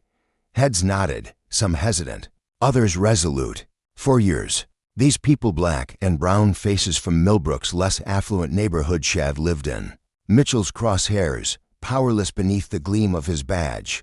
Now, as Sarah spoke, a flicker of hope stirred in their chests. A middle-aged woman dabbed at her eyes with a crumpled tissue, her voice breaking as she whispered, "I never thought anyone would listen." Sarah reached across the desk, squeezing her hand gently. "You're heard now," she said, and the words carried a promise. As the sun dipped below the horizon, casting long shadows over Millbrook's quiet streets, the town buzzed with a restless energy. In law offices and newsrooms, Lights burned late into the night. Attorneys hunched over desks piled high with documents, their pens scratching out arguments that would reshape the future. Investigators pored over stacks of evidence-searched logs, body cam footage, witness statements, each piece a thread in the unraveling tapestry of Mitchell's reign. Journalists tapped away at keyboards, their stories spilling onto screens, each headline a hammer strike against the wall of silence that had protected him for so long. Mitchell's arrest of Saraje's captain's wife, a lawyer, a woman whose skin he'd judged before her title had been the spark. It wasn't just one corrupt cop anymore. It was a reckoning, a tidal wave crashing through Millbrook. File by file, truth by truth, the courthouse loomed like a fortress on the first day of Mitchell's trial, its stone steps swarming with news crews, their cameras glinting under the morning sun. Inside, every wooden bench groaned under the weight of onlookers, victims, activists, off-duty cops, townsfolk hungry for justice. Mitchell sat at the defendant's table, a gray suit hanging loose on his frame. 3 months of sleepless nights and jailhouse meals had whittled him down, stripping away the imposing bulk he'd once carried. His eyes darted around the room, avoiding the stares boring into him, each one a silent accusation. District Attorney Maria Santos stood before the jury, her posture commanding, her voice cutting through the tense air. "This case is about power," she began, pausing to let the word settle. "It's about racism. It's about a police officer who believed his badge gave him a free pass to ruin lives." She gestured toward a projector screen, where evidence would soon unfold, dozens of illegal arrests, all targeting people of color, a pattern too stark to dismiss. Mitchell's lawyer rose to counter, his tone polished but strained. "My client is a dedicated officer with 15 years of service," he argued, adjusting his tie nervously. One mistake shouldn't erase an entire career. But the jury's faced him skeptical. Others already dissident hinted that the evidence would speak louder than his words. Day after day, witnesses filled the stand, their voices weaving a damning narrative. A young college student, barely 20, gripped the railing as he recounted his ordeal. "He planted drugs in my car," he said, his voice trembling with a mix of anger and grief. "I missed finals, lost my scholarship, had to drop out because I was black and drove a nice car." His dreams of a degree, a future, had crumbled under Mitchell's casual cruelty. Next came a grandmother, her gray hair pulled back in a tight bun, her hands clasped as she described being cuffed in front of her wide-eyed grandchildren. "He said I ran a stop sign," she told the jury, her voice steady despite the quiver in her lip. "There wasn't even a sign on that street, but he knew no one would believe me over him." Her dignity, forged through decades of resilience, had been trampled in an instant. Officer Rodriguez, a weary woman with sharp features, took the stand next, her uniform crisp but her expression conflicted. She'd been a rookie under Mitchell's thumb, molded by his twisted version of normal police work. "He taught us this was how it's done," she said, her gaze dropping briefly. "If we spoke up, our careers were finished. He made sure of that." Her testimony cracked open the culture of fear he'd built, brick by brick, over years. Then came Sarah, her presence a quiet storm. She sat tall in the witness box, her dark hair pulled back, her suit impeccable, every inch the lawyer she was. Her voice was calm, deliberate, as she recounted the night Mitchell pulled her over no cause. No warning, just the color of her skin in his headlights. "He didn't know I was the captain's wife," she told the jury, her eyes steady. "He didn't know I was a lawyer. All he saw was black, and he thought that meant he could do whatever he wanted." She pressed a button, and Mitchell's voice, arrogant, dripping with disdain, filled the room through a recording from her phone. The jury shifted, some leaning forward, others clenching their jaws. Mitchell squirmed in his seat, his tie suddenly too tight, his face paling as his own words turned against him. Maria Santos laid out the numbers like a map of guilt. 85% of Mitchell's arrests were minorities in a town, where they made up less than 30% of the population. "This isn't coincidence," she said, pointing to charts glowing on the screen. "This is targeted racism." Former Sergeant Collins, a grizzled man with a plea deal of his own, confirmed the rot went deeper. "We covered up complaints," he admitted, his voice low, burdened. "We knew it was wrong, but we protected him instead of the public." His confession hung heavy. a betrayal of the oath he'd once sworn. Mitchell's lawyers scrambled, cross-examining with desperate precision. But the evidence was a fortress: buddy cam clips, arrest records, damning texts. The truth stood unassailable. On the 10th day, Mitchell took the stand, his once booming voice reduced to a shaky rasp. "I was just doing my job," he insisted, hands twisting in his lap. "Fighting crime, keeping the streets safe." Maria pounced during cross-examination, her tone sharp as a blade. "Safe for who?" she demanded. "Safe for the black student whose future you stole? Safe for the grandmother you humiliated? Safe for Mrs. Wilson, arrested for existing in her own neighborhood?" Mitchell's mouth opened, then closed. He stared at his hands, the weight of their accusing eyes too much to bear. In the gallery, David sat beside Sarah Daly, his chest swelling with pride and relief as justice unfolded. Other officers flanked them, sporting new pins that read "Protect and Serve Everyone," a quiet pledge to the change they now championed.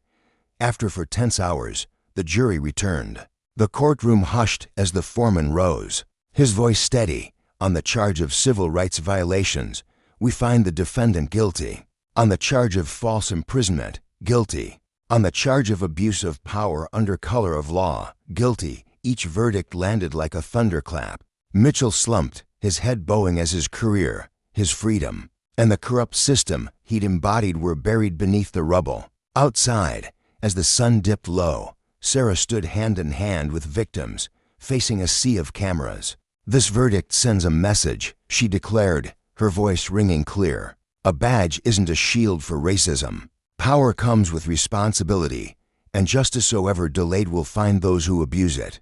Mitchell was led away in cuffs, the cold metal biting his wrists just as it had bitten so many he'd wronged. This time, though, the chains served justice, not prejudice. A year later, Millbrook's police department bore little resemblance to its old self.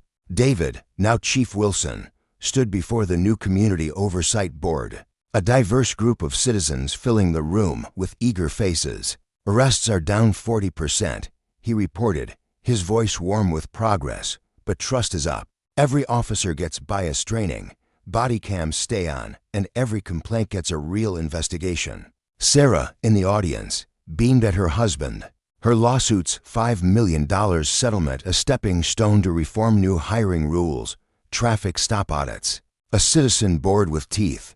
"We're making sure no one else becomes a Mitchell," she told a group of awestruck law students who now interned at her bustling firm. Mitchell languished in a cell, serving 7 years. His wife had divorced him, his friends had vanished, and late at night, he read letters from those he'd harmed, part of a restorative justice program that forced him to face their pain.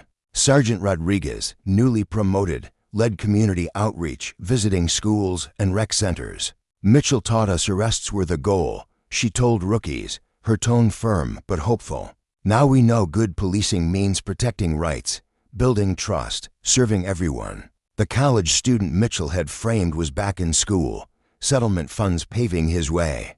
He'd switched his major to criminal justice, inspired by Sarah. "She showed me the law can heal," he told classmates, his eyes bright with purpose. "Justice isn't a dream, it's a fight." In the station break room, a new poster replaced Mitchell's old arrest photos, faces of all colors beneath the words "to protect and serve means everyone." Below it, a plaque honored officers for community service, their names a testament to a department reborn. Sarah's law practice thrived, a beacon for civil rights cases. "One bad cop didn't start this," she told a conference crowd, her voice resonant. "A system let him thrive. Fixing it takes more than removing one man, it takes dismantling what enabled him." David's reforms rippled through the department: mental health checks, community forums, a tip line that actually worked. The old guard grumbled, but the tide had turned. Justice, with all its scars and delays, had rooted itself in Millbrook, a lesson carved in the consequences of power unchecked. The autumn evening draped Millbrook in a deepening twilight. The crisp air tinged with the scent of fallen leaves as streetlights flickered to life. Along Center Street, Judge Marcus Thompson guided his sleek black BMW through the quiet suburban neighborhood.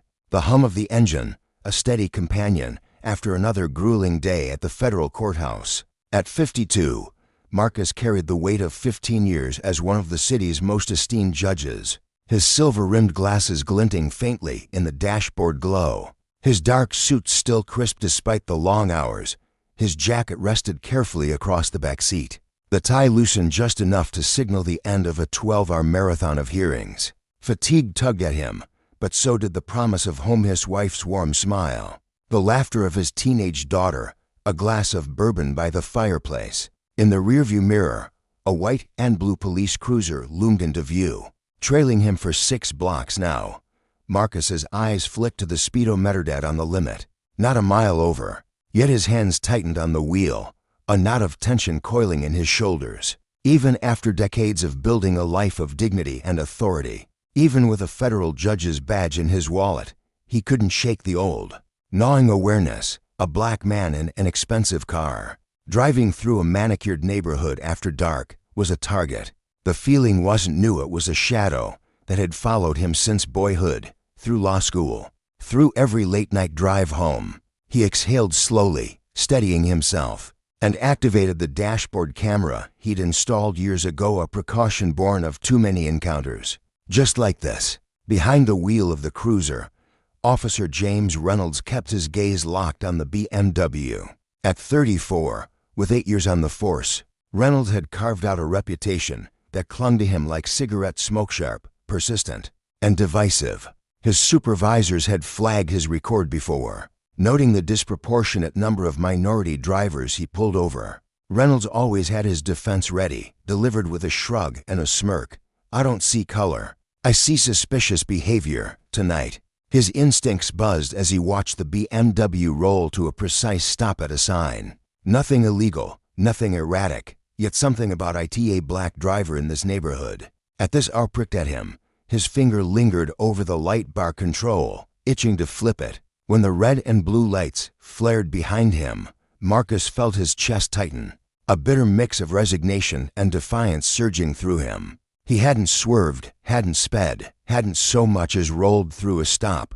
Carefully, he eased the car to the curb, his movements deliberate as he turned on the interior lights and lowered the window. The cool night air slipped in, brushing against his face as he placed both hands on the steering wheel, palms up, visible. His phone sat on the passenger seat, its camera rolling alongside the dash cam had learned long ago to document every second of these moments.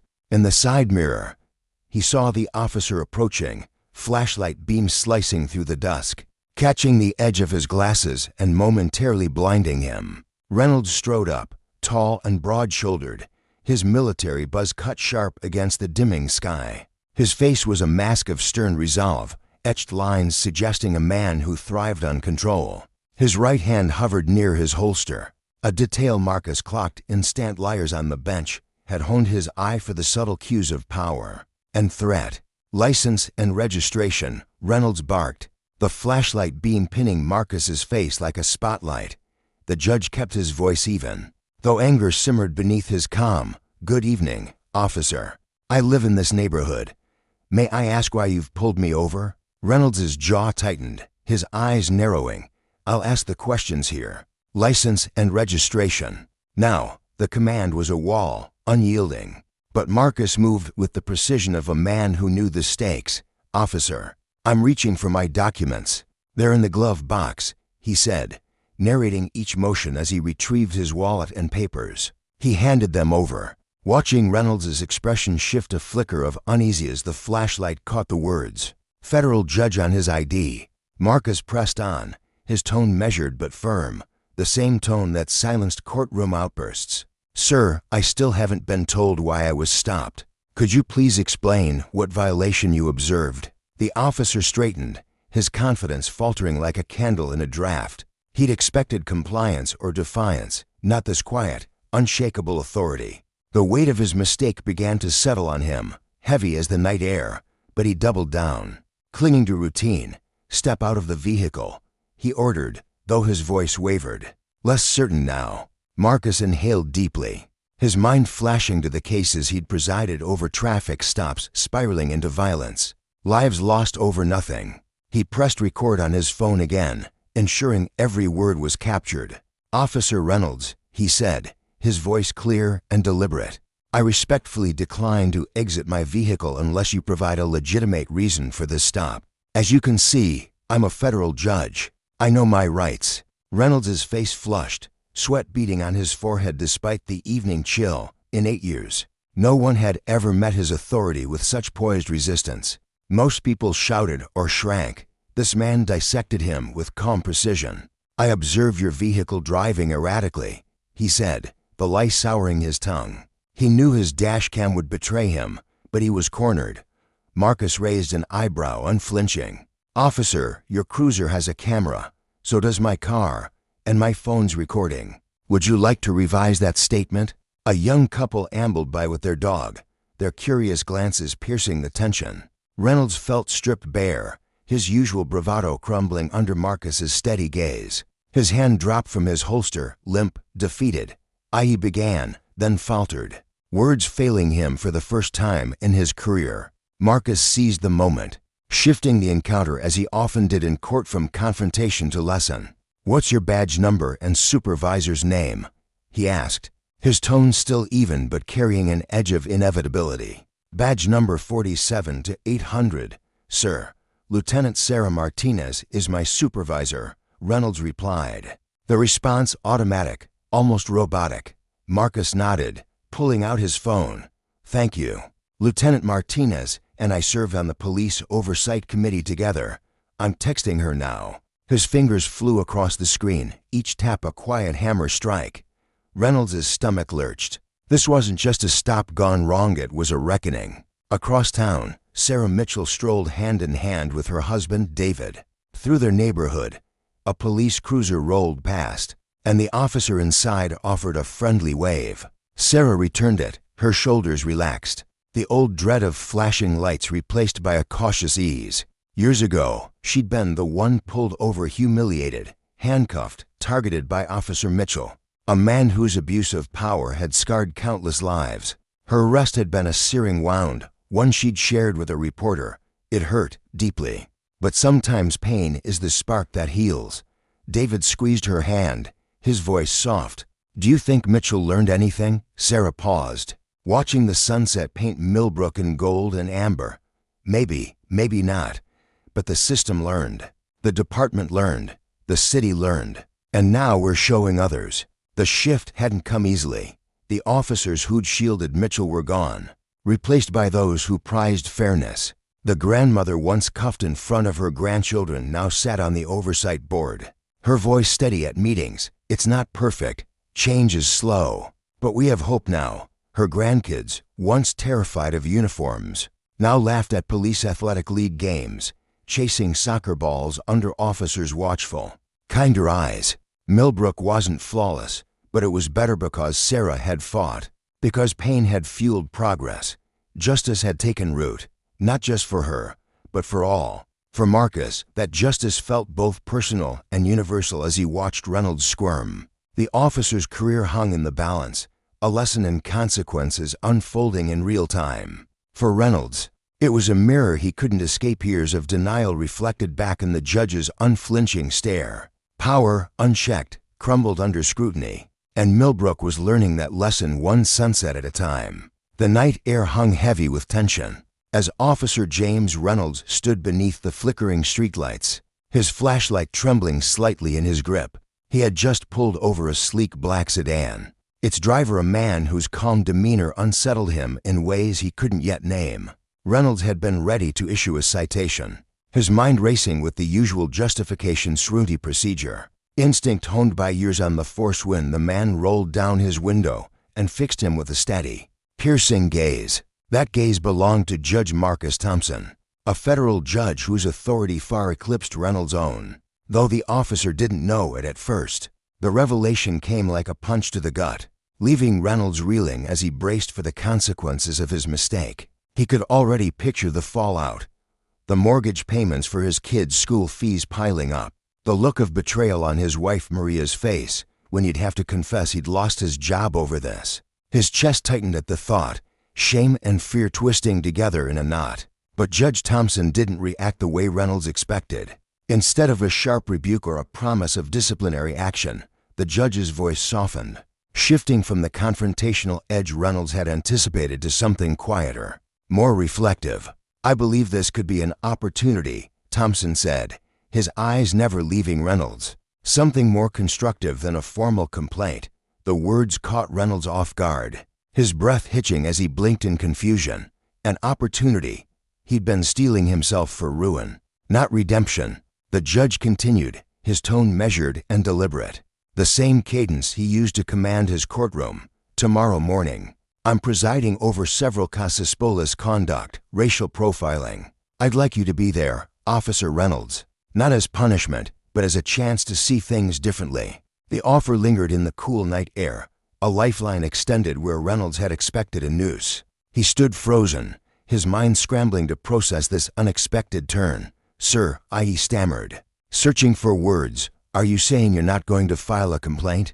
Thompson leaned slightly out of his window, the streetlight casting soft shadows across his face, revealing not anger or vengeance, but a quiet resolve.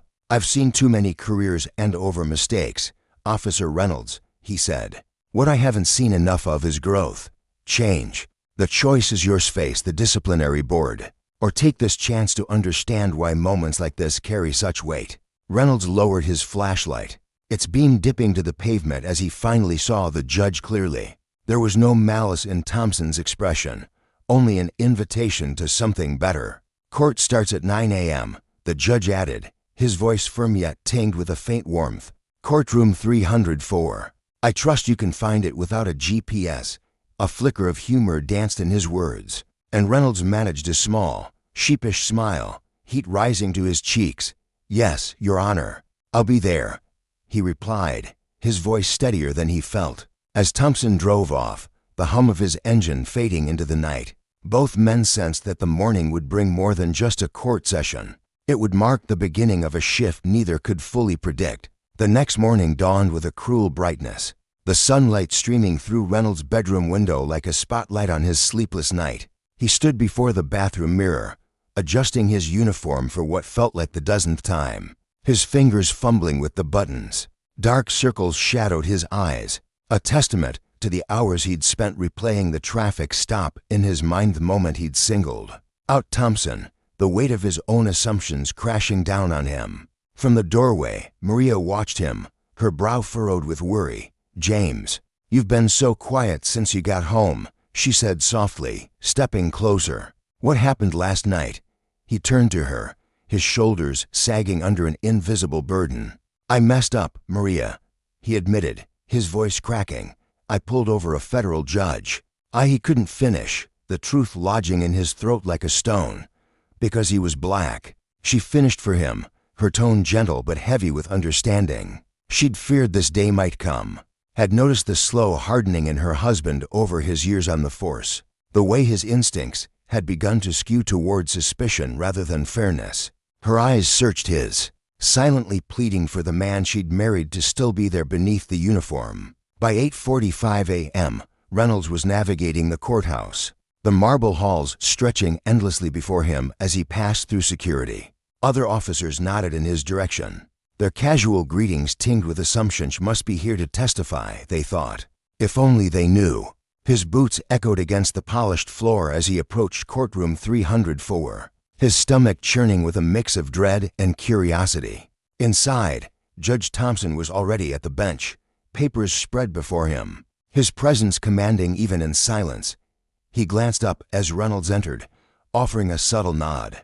"Officer Reynolds, please take a seat in the front row," he said, his voice carrying a quiet authority. The room buzzed with activity lawyers shuffling briefs, defendants shifting nervously, observers murmuring among themselves. Reynolds noticed other officers scattered throughout the space, some in crisp uniforms, others in plain clothes. But he felt certain he was the only one here not for duty but for a reckoning. The first case began, and Reynolds' unease deepened.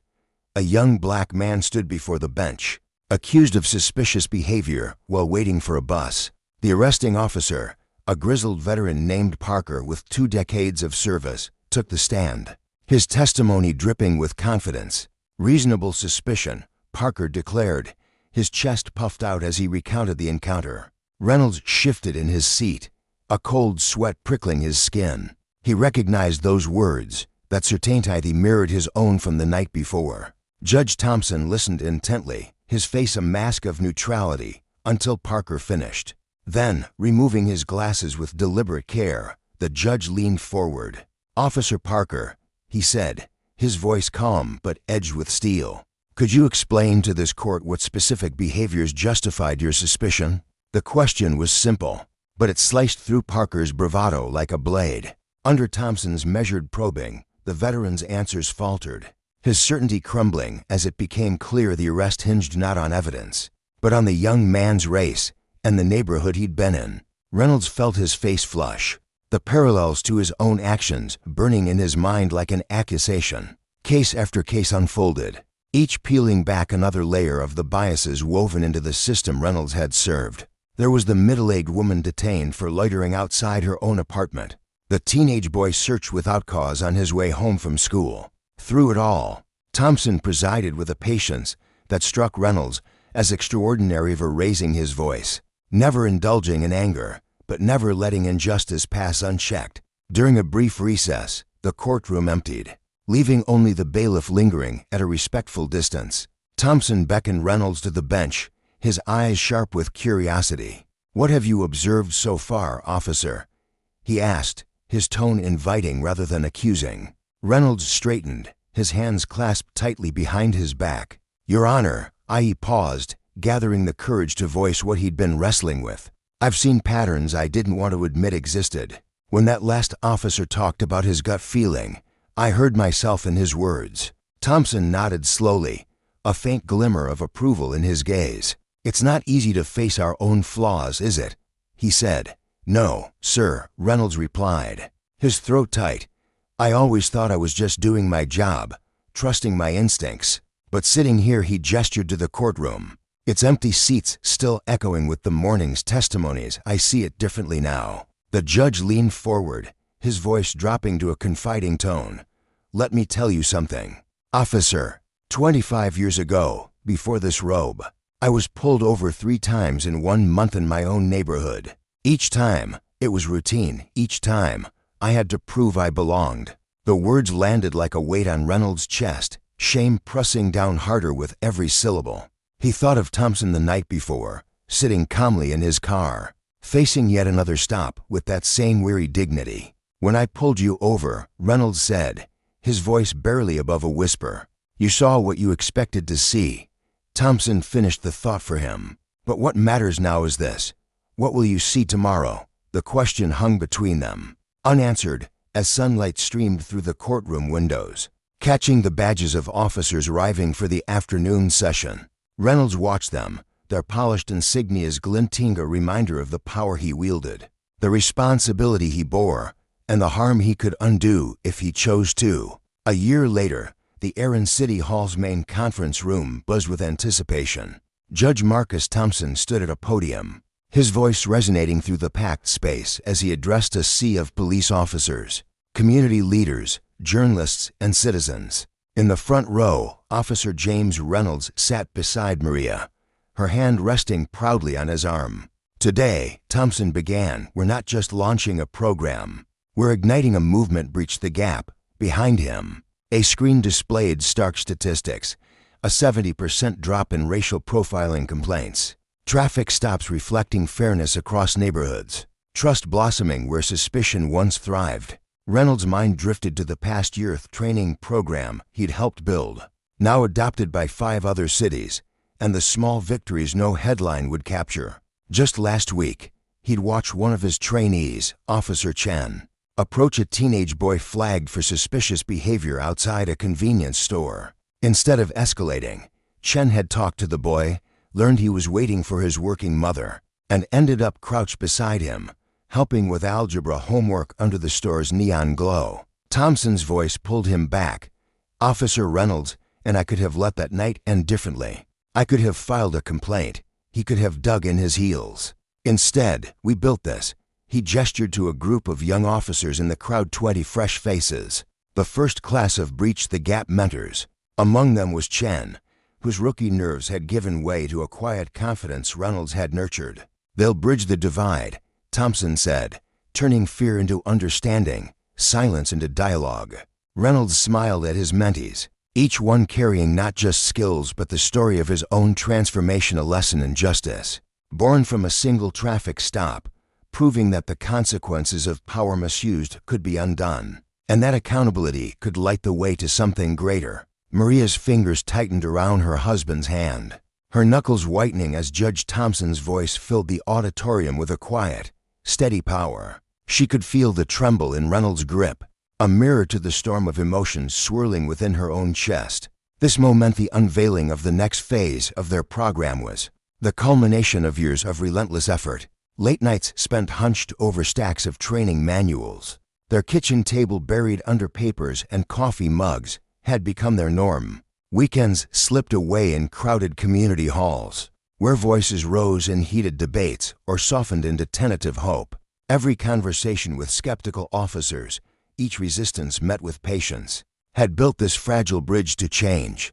Maria's heart swelled with pride, but beneath it lingered a quiet ache for their children, for the world they deserved, one where the sight of a badge didn't spark fear but trust. Our children deserve a future free from dread of those who've sworn to shield them, Judge Thompson declared, his words cutting through the hum of the room. Our officers deserve the knowledge and skills to serve without the shadow of hidden prejudice. And our communities deserve the chance to believe again. The new initiatives he outlined were bold, almost daunting in their scope.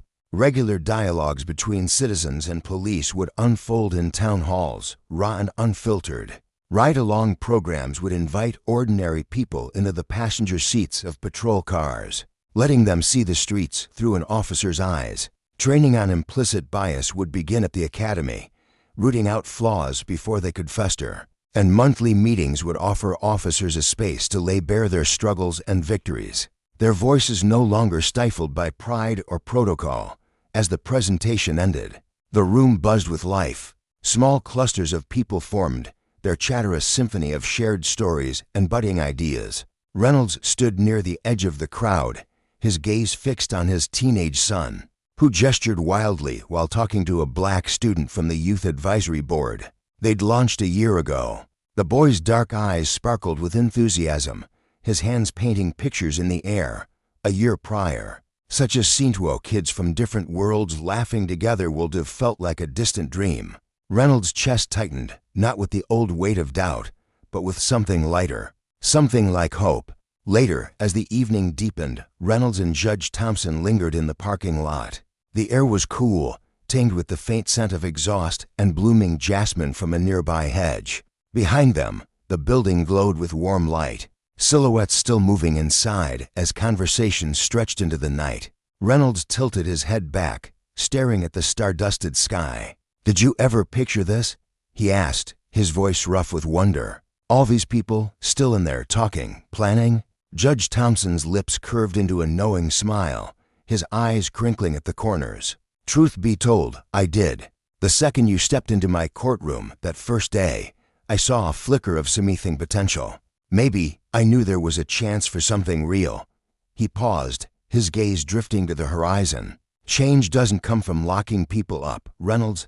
It comes from cracking open their minds, from understanding." Reynolds nodded slowly, his thoughts drifting to his daughter. Just yesterday, she'd looked at him across the dinner table, her fork paused midair, and said, "Dad, I'm proud to tell my friends you're a cop." A year ago, she'd confessed in a whisper how she'd hesitated to mention his job around her black classmates, afraid of the judgment in their eyes. That shift, their quiet pride, was a victory deeper than any statistic.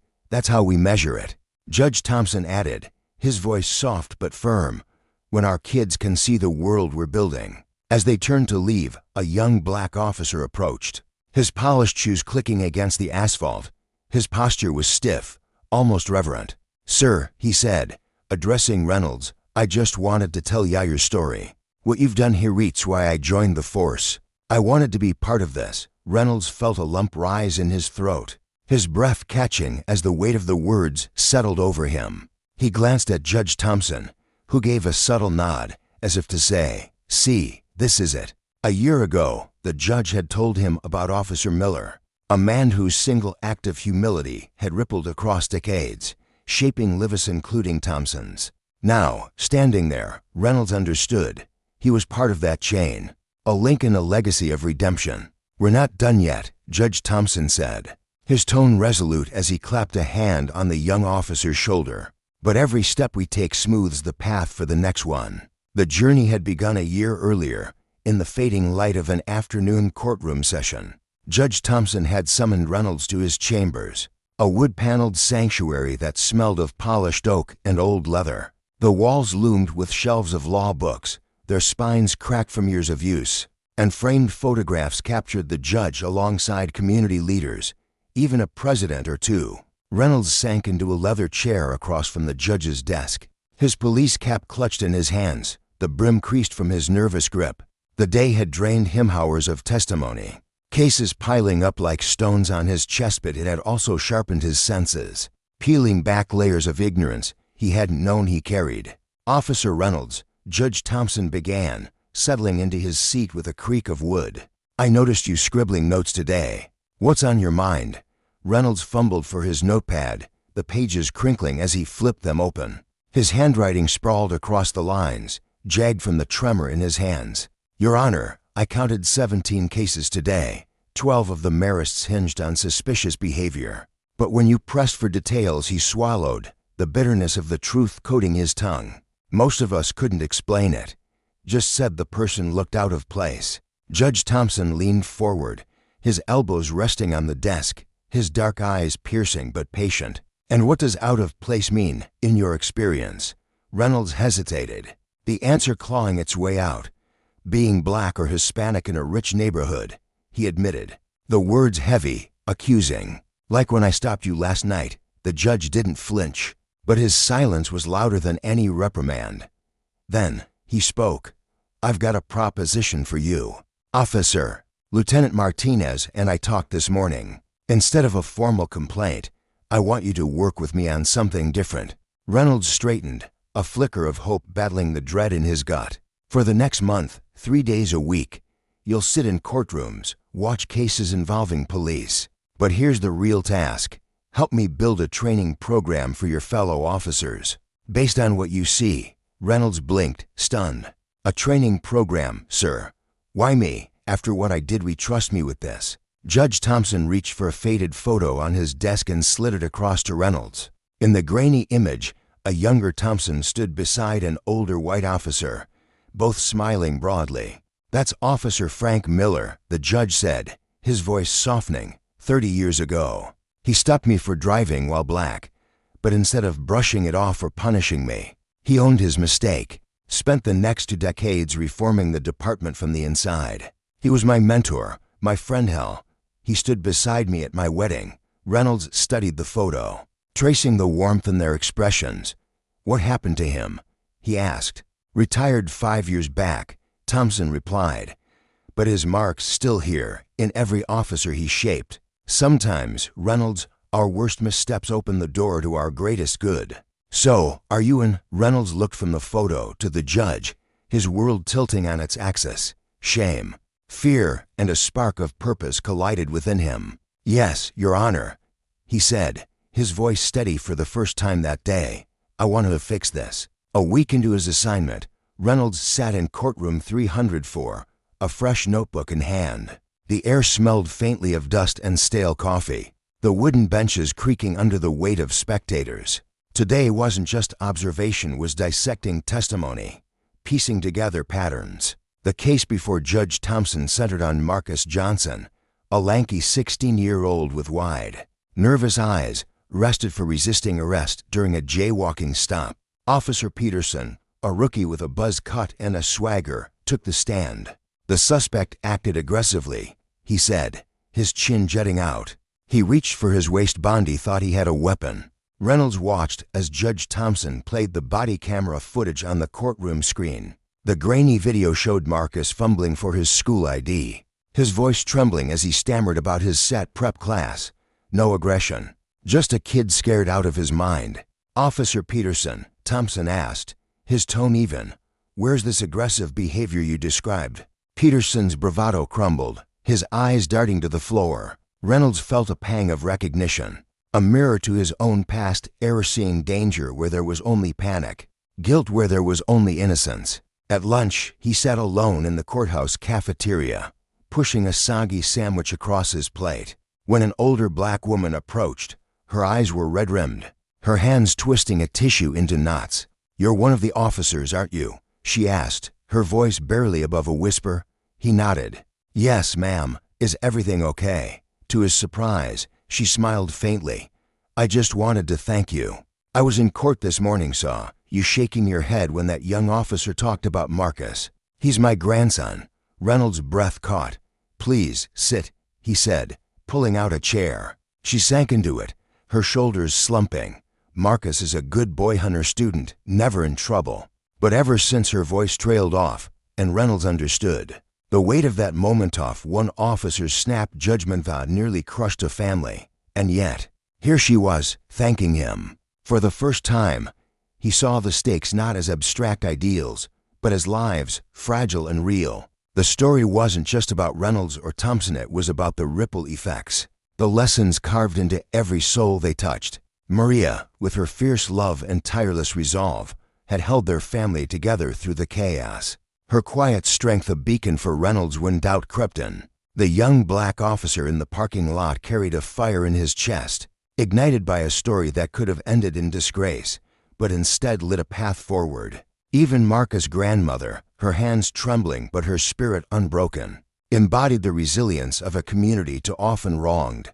Justice, they all learned, wasn't a gavel's bang or a cell's clank, it was the slow, messy work of seeing each other, of owning mistakes and mending them. Power, when wielded without care, left scars, but when tempered with understanding, it could heal. For Reynolds, every step was a reckoning, a promise to the daughter who now spoke his name with pride, to the grandson he'd never meet, but whose future he'd fight for. The work stretched on, endless and imperfect, but each stride forward whispered a truth.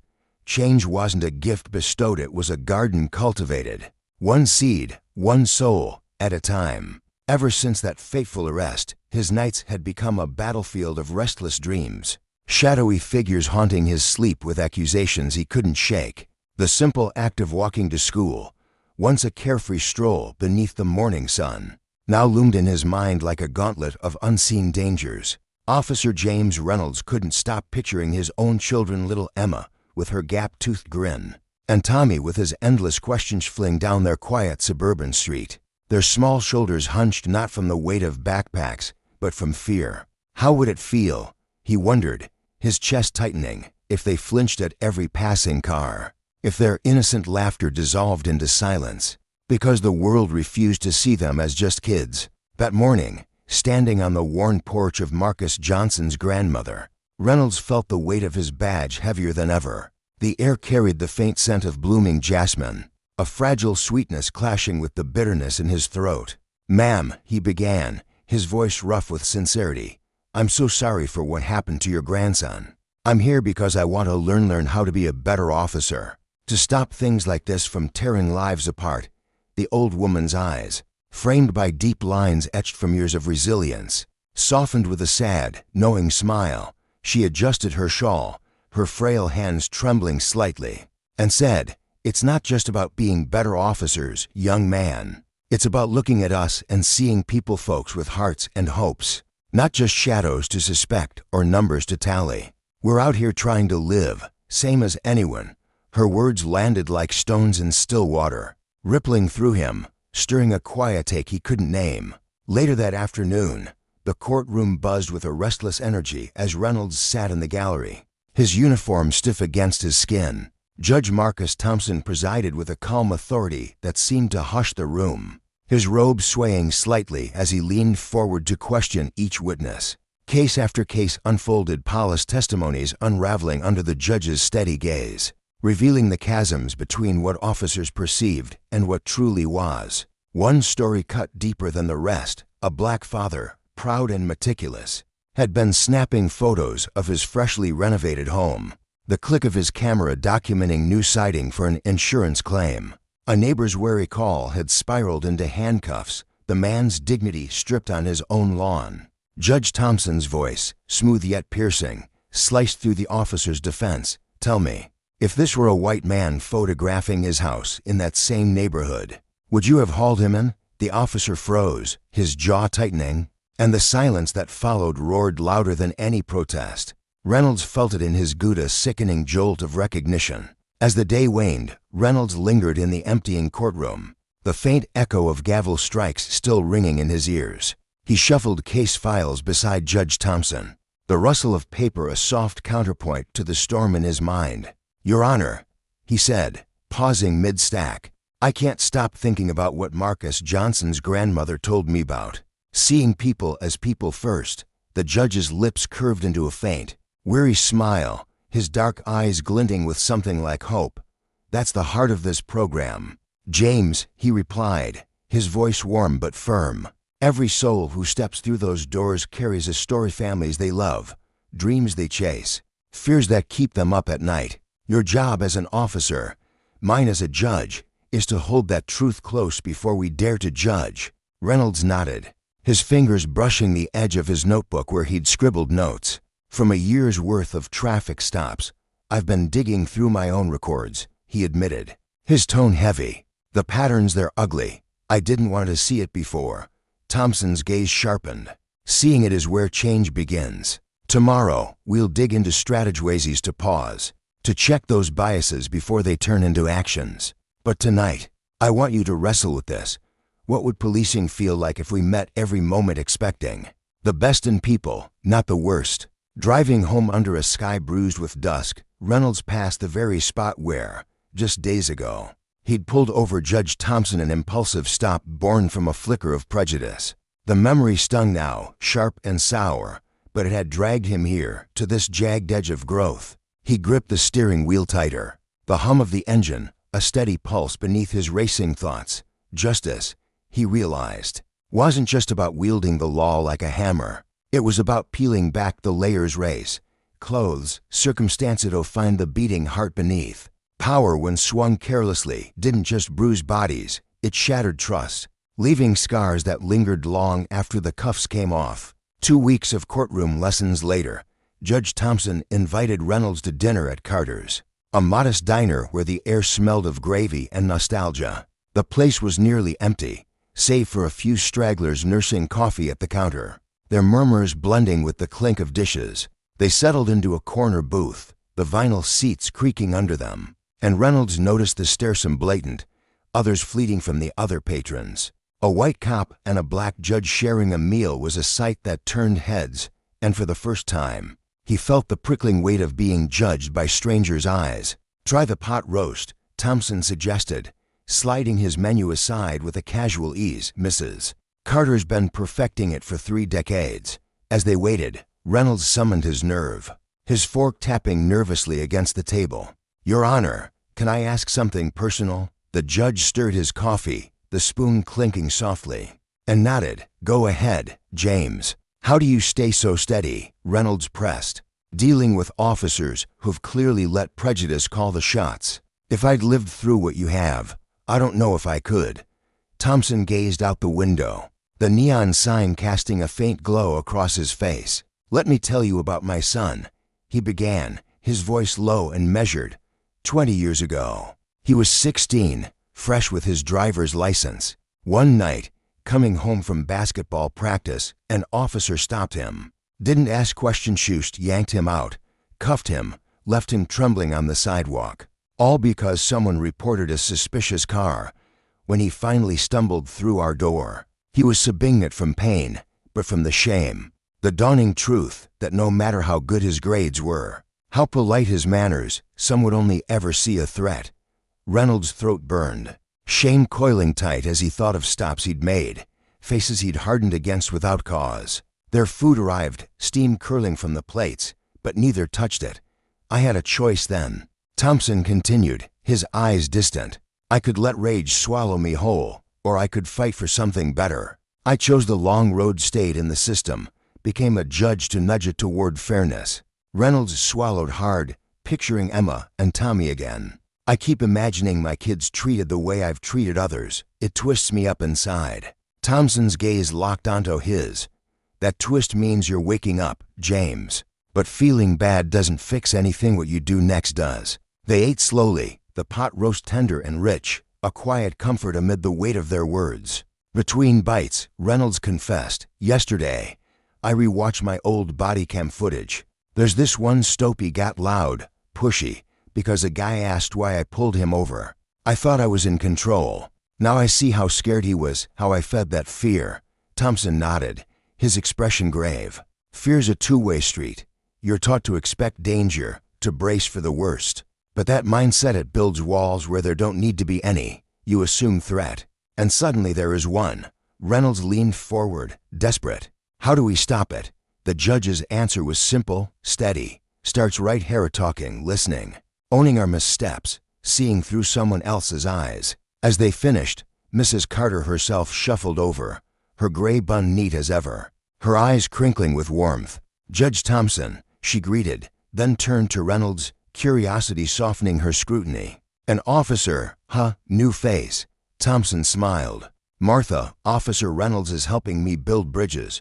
Her grin widened, a spark of approval in it. "High time for that around here," she said, patting their shoulders before retreating. Leaving the diner, Reynolds felt a strange lightness, as if the night's truths had unburdened him just enough to breathe. This wasn't just about fixing himself, it was about sparking a shift, showing others what he'd begun to glimpse. 3 months after that pivotal traffic stop, Reynolds stood before a room of fellow officers at the department's training session. His hands, once shaky, now moved with purpose as he set up his slides, though his pulse thrummed in his ears. In the back, Judge Thompson sat, his nod a silent anchor. "Good morning," Reynolds began, his voice ringing clearer than he'd dared hope. 6 months ago, if you'd told me I'd be up here talking about bias in policing, I'd have laughed or snapped. Maybe both." A few officers shifted, arms crossing, their unease a mirror of his old self. "But 3 months back, I stopped a black man in a nice car. Why, if I'm honest, he didn't match what I thought fit that street. That man was Judge Marcus Thompson, sitting right there. His title shouldn't matter, what I did was wrong, period. For an hour, he laid it bare, traffic stop stats from their own ranks, patterns to start to dodge. His own footage dissected, sharp, posture rigid, fear masquerading as authority. Justice, he urged, demanded more than blind rules. It demanded seeing people, not threats. And power, misused, it didn't just punish, it eroded everything worth protecting." The room buzzed with a quiet tension as Officer Reynolds stood at the front, his broad shoulders squared, his voice steady, but carrying an undercurrent of something raw, something vulnerable. He clicked the remote, and the screen flickered to life, pulling up a grainy video from 6 months prior. "Take a look at this," he said, his tone firm yet tinged with a self-aware heaviness. The footage rolled, showing him pulling over a young black woman. His words to her were clipped, his posture rigid, his eyes narrowed with an unspoken judgment that seemed to hang in the air like smoke. He paused the video, letting the silence settle, then clicked again. Another clip played this time. A white businessman in a crisp suit stopped in his sleek sedan during the same week. Reynolds' voice in this one was lighter, almost conversational, his body language relaxed, as if the encounter were a casual chat rather than a formal stop. He turned to the room, his gaze sweeping over the rows of fellow officers. "The difference is stark," he admitted, his voice dropping low, weighted with realization. "And it's not about how they acted. It's about what I carried into those moments, my own assumptions, my own lens." In the back, Lieutenant Martinez leaned against the wall, her arms crossed, a faint smile tugging at her lips. Pride swelled in her chest as she watched Reynolds lay himself bare. She could still feel the sting of her own doubts from months ago, when Judge Thompson had first pitched this unorthodox idea training program. Instead of a formal reprimand after a string of complaints against Reynolds, she'd scoffed then, her mind racing with skepticism, imagining a slap on the wrist for a man she'd pegged as too stubborn to change. But now she saw the depth of Thompson's foresight. The judge hadn't just wanted punishment, he'd wanted transformation. And here was Reynolds, not just swallowing his pride, but dissecting it, piece by piece, in front of a room full of peers. Martinez shifted her weight, her sharp eyes catching the flicker of unease on some older officers' faces. She knew this wouldn't be easy. but she felt a quiet thrill at the possibility of what it could become. Reynolds moved forward, his boots scuffing lightly against the linoleum as he transitioned to the practical side of his talk. "We've built new protocols for traffic stops," he explained, his voice gaining strength as he handed out neatly stapled packets. "The pages still warm from the printer, but it's more than just rules. It's about creating a way to stop ourselves to check the shadows in our own heads before we act." He held up a single sheet, his own creation forged in late-night talks with Judge Thompson. It was simple, almost deceptively so, but it cut straight to the core. Would I pull this car over if the driver looked different? Can I name a clear violation, or is it just a hunch? Am I reacting to what's happening or to what I assume? How would I want someone I love to be treated here? He read the questions aloud, his voice steady, but laced with an urgency that begged the room to listen. Some of the grizzled veterans in the front row shifted uncomfortably, their jaws tight, their eyes darting away as if the words were a spotlight they didn't want to stand under. But Reynolds noticed the younger officers' pens scratching against notebooks, their heads tilted in thought. It wasn't a tidal wave of change, not yet. It was a ripple, fragile but persistent, spreading outward through the room. When the presentation ended, the hum of conversation rose like a tide. Reynolds gathered his notes, his fingers trembling slightly not from nerves, but from the sheer weight of what he'd just done. As the crowd thinned, a young officer approached, her steps tentative but her eyes bright with something like admiration. Sarah Chen, a rookie he'd taken under his wing, stopped a few feet away, her uniform still creased with newness. "That took guts," she said, her voice soft but firm, like she was testing the words as she spoke them. "I've been wrestling with some of this stuff myself while we see people, how we treat them, but I didn't know how to say it out loud." Reynolds looked at her, a slow smile breaking across his face. He could still taste the bitterness of his own awakening, the long nights staring into the mirror of his mistakes. "The hardest part," he told her, his voice rough with memory, "is owning that we're not perfect. After that, it's just putting in the hours to fix it." Sarah nodded, her expression shifting from awe to resolve, and as she walked away, Reynolds felt a flicker of hope, like maybe he wasn't just repairing himself, but planting something that could grow beyond him. Later that afternoon, Reynolds was back in his patrol car, the familiar hum of the engine vibrating through his bones. But the world outside his windshield looked different now, sharper, as if a fog had lifted. The streets he'd once policed with a clenched jaw and a wary eye now stretched out before him, like a tapestry of lives, people, not threats, neighbors, not suspects. Driving his usual route, he spotted a black teenager trudging home from school, backpack slung low, sneakers scuffing the sidewalk. 6 months ago, Reynolds' foot would have eased off the gas, his hand hovering near the radio, his mind already spinning a narrative of suspicion. Today, he lifted a hand in a small wave. The kid blinked, startled, then flashed a grin, tentative, surprised, but real. Reynolds' chest tightened, not with tension, but with something softer, something he hadn't let himself feel on duty before. The radio crackled to life, snapping him out of his thoughts. A call came through a suspicious person in an upscale neighborhood, all manicured lawns and gleaming SUVs. Reynolds acknowledged it, his hands tightening briefly on the wheel as he turned the car round. But as he drove, the checklist echoed in his mind, steadying him like a heartbeat. When he pulled up, he saw here a black woman standing on a pristine lawn, camera in hand, snapping photos of a colonial-style house with a for sale sign staked out front. Old instincts twitched in his gut, but he pushed them down, stepping out of the car with deliberate calm. "Good afternoon, ma'am," he said, his voice warm, his posture loose as he kept a respectful distance. "I'm Officer Reynolds. We got a call from a neighbor. Are you photographing your place?" The woman stiffened at first, her shoulders hunching as if bracing for something colder, but then her eyes met his, searching, cautious, and she relaxed at the genuine curiosity in his tone. "Yes," she replied, her voice softening. "I'm a real estate agent. This is my new listing." She reached into her bag, pulling out a business card with a photo of her smiling face printed on it. "That's great," Reynolds said, taking the card with a nod. He glanced toward the neighbor's house, where a curtain twitched behind a window. "Would you like me to have a word with the person who called?" Sometimes folks jump to conclusions they shouldn't.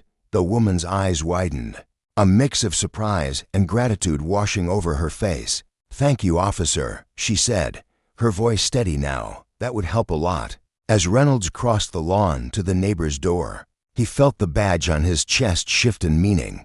It wasn't just a shield of power anymore, a tool to command or control. It was heavier now, a Promesetto guard, not just laws, but dignity.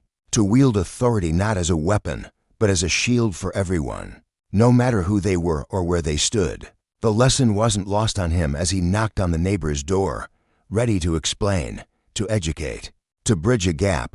Justice, he realized, wasn't just about catching the guilty, it was about protecting the innocent from the weight of unchecked power. And the consequences of abusing that power, they rippled out, eroding trust, fracturing communities, leaving scars that lingered long after the moment passed. For Reynolds, this was more than a job now. It was a reckoning, a chance to rewrite the story not just for himself, but for every life he touched.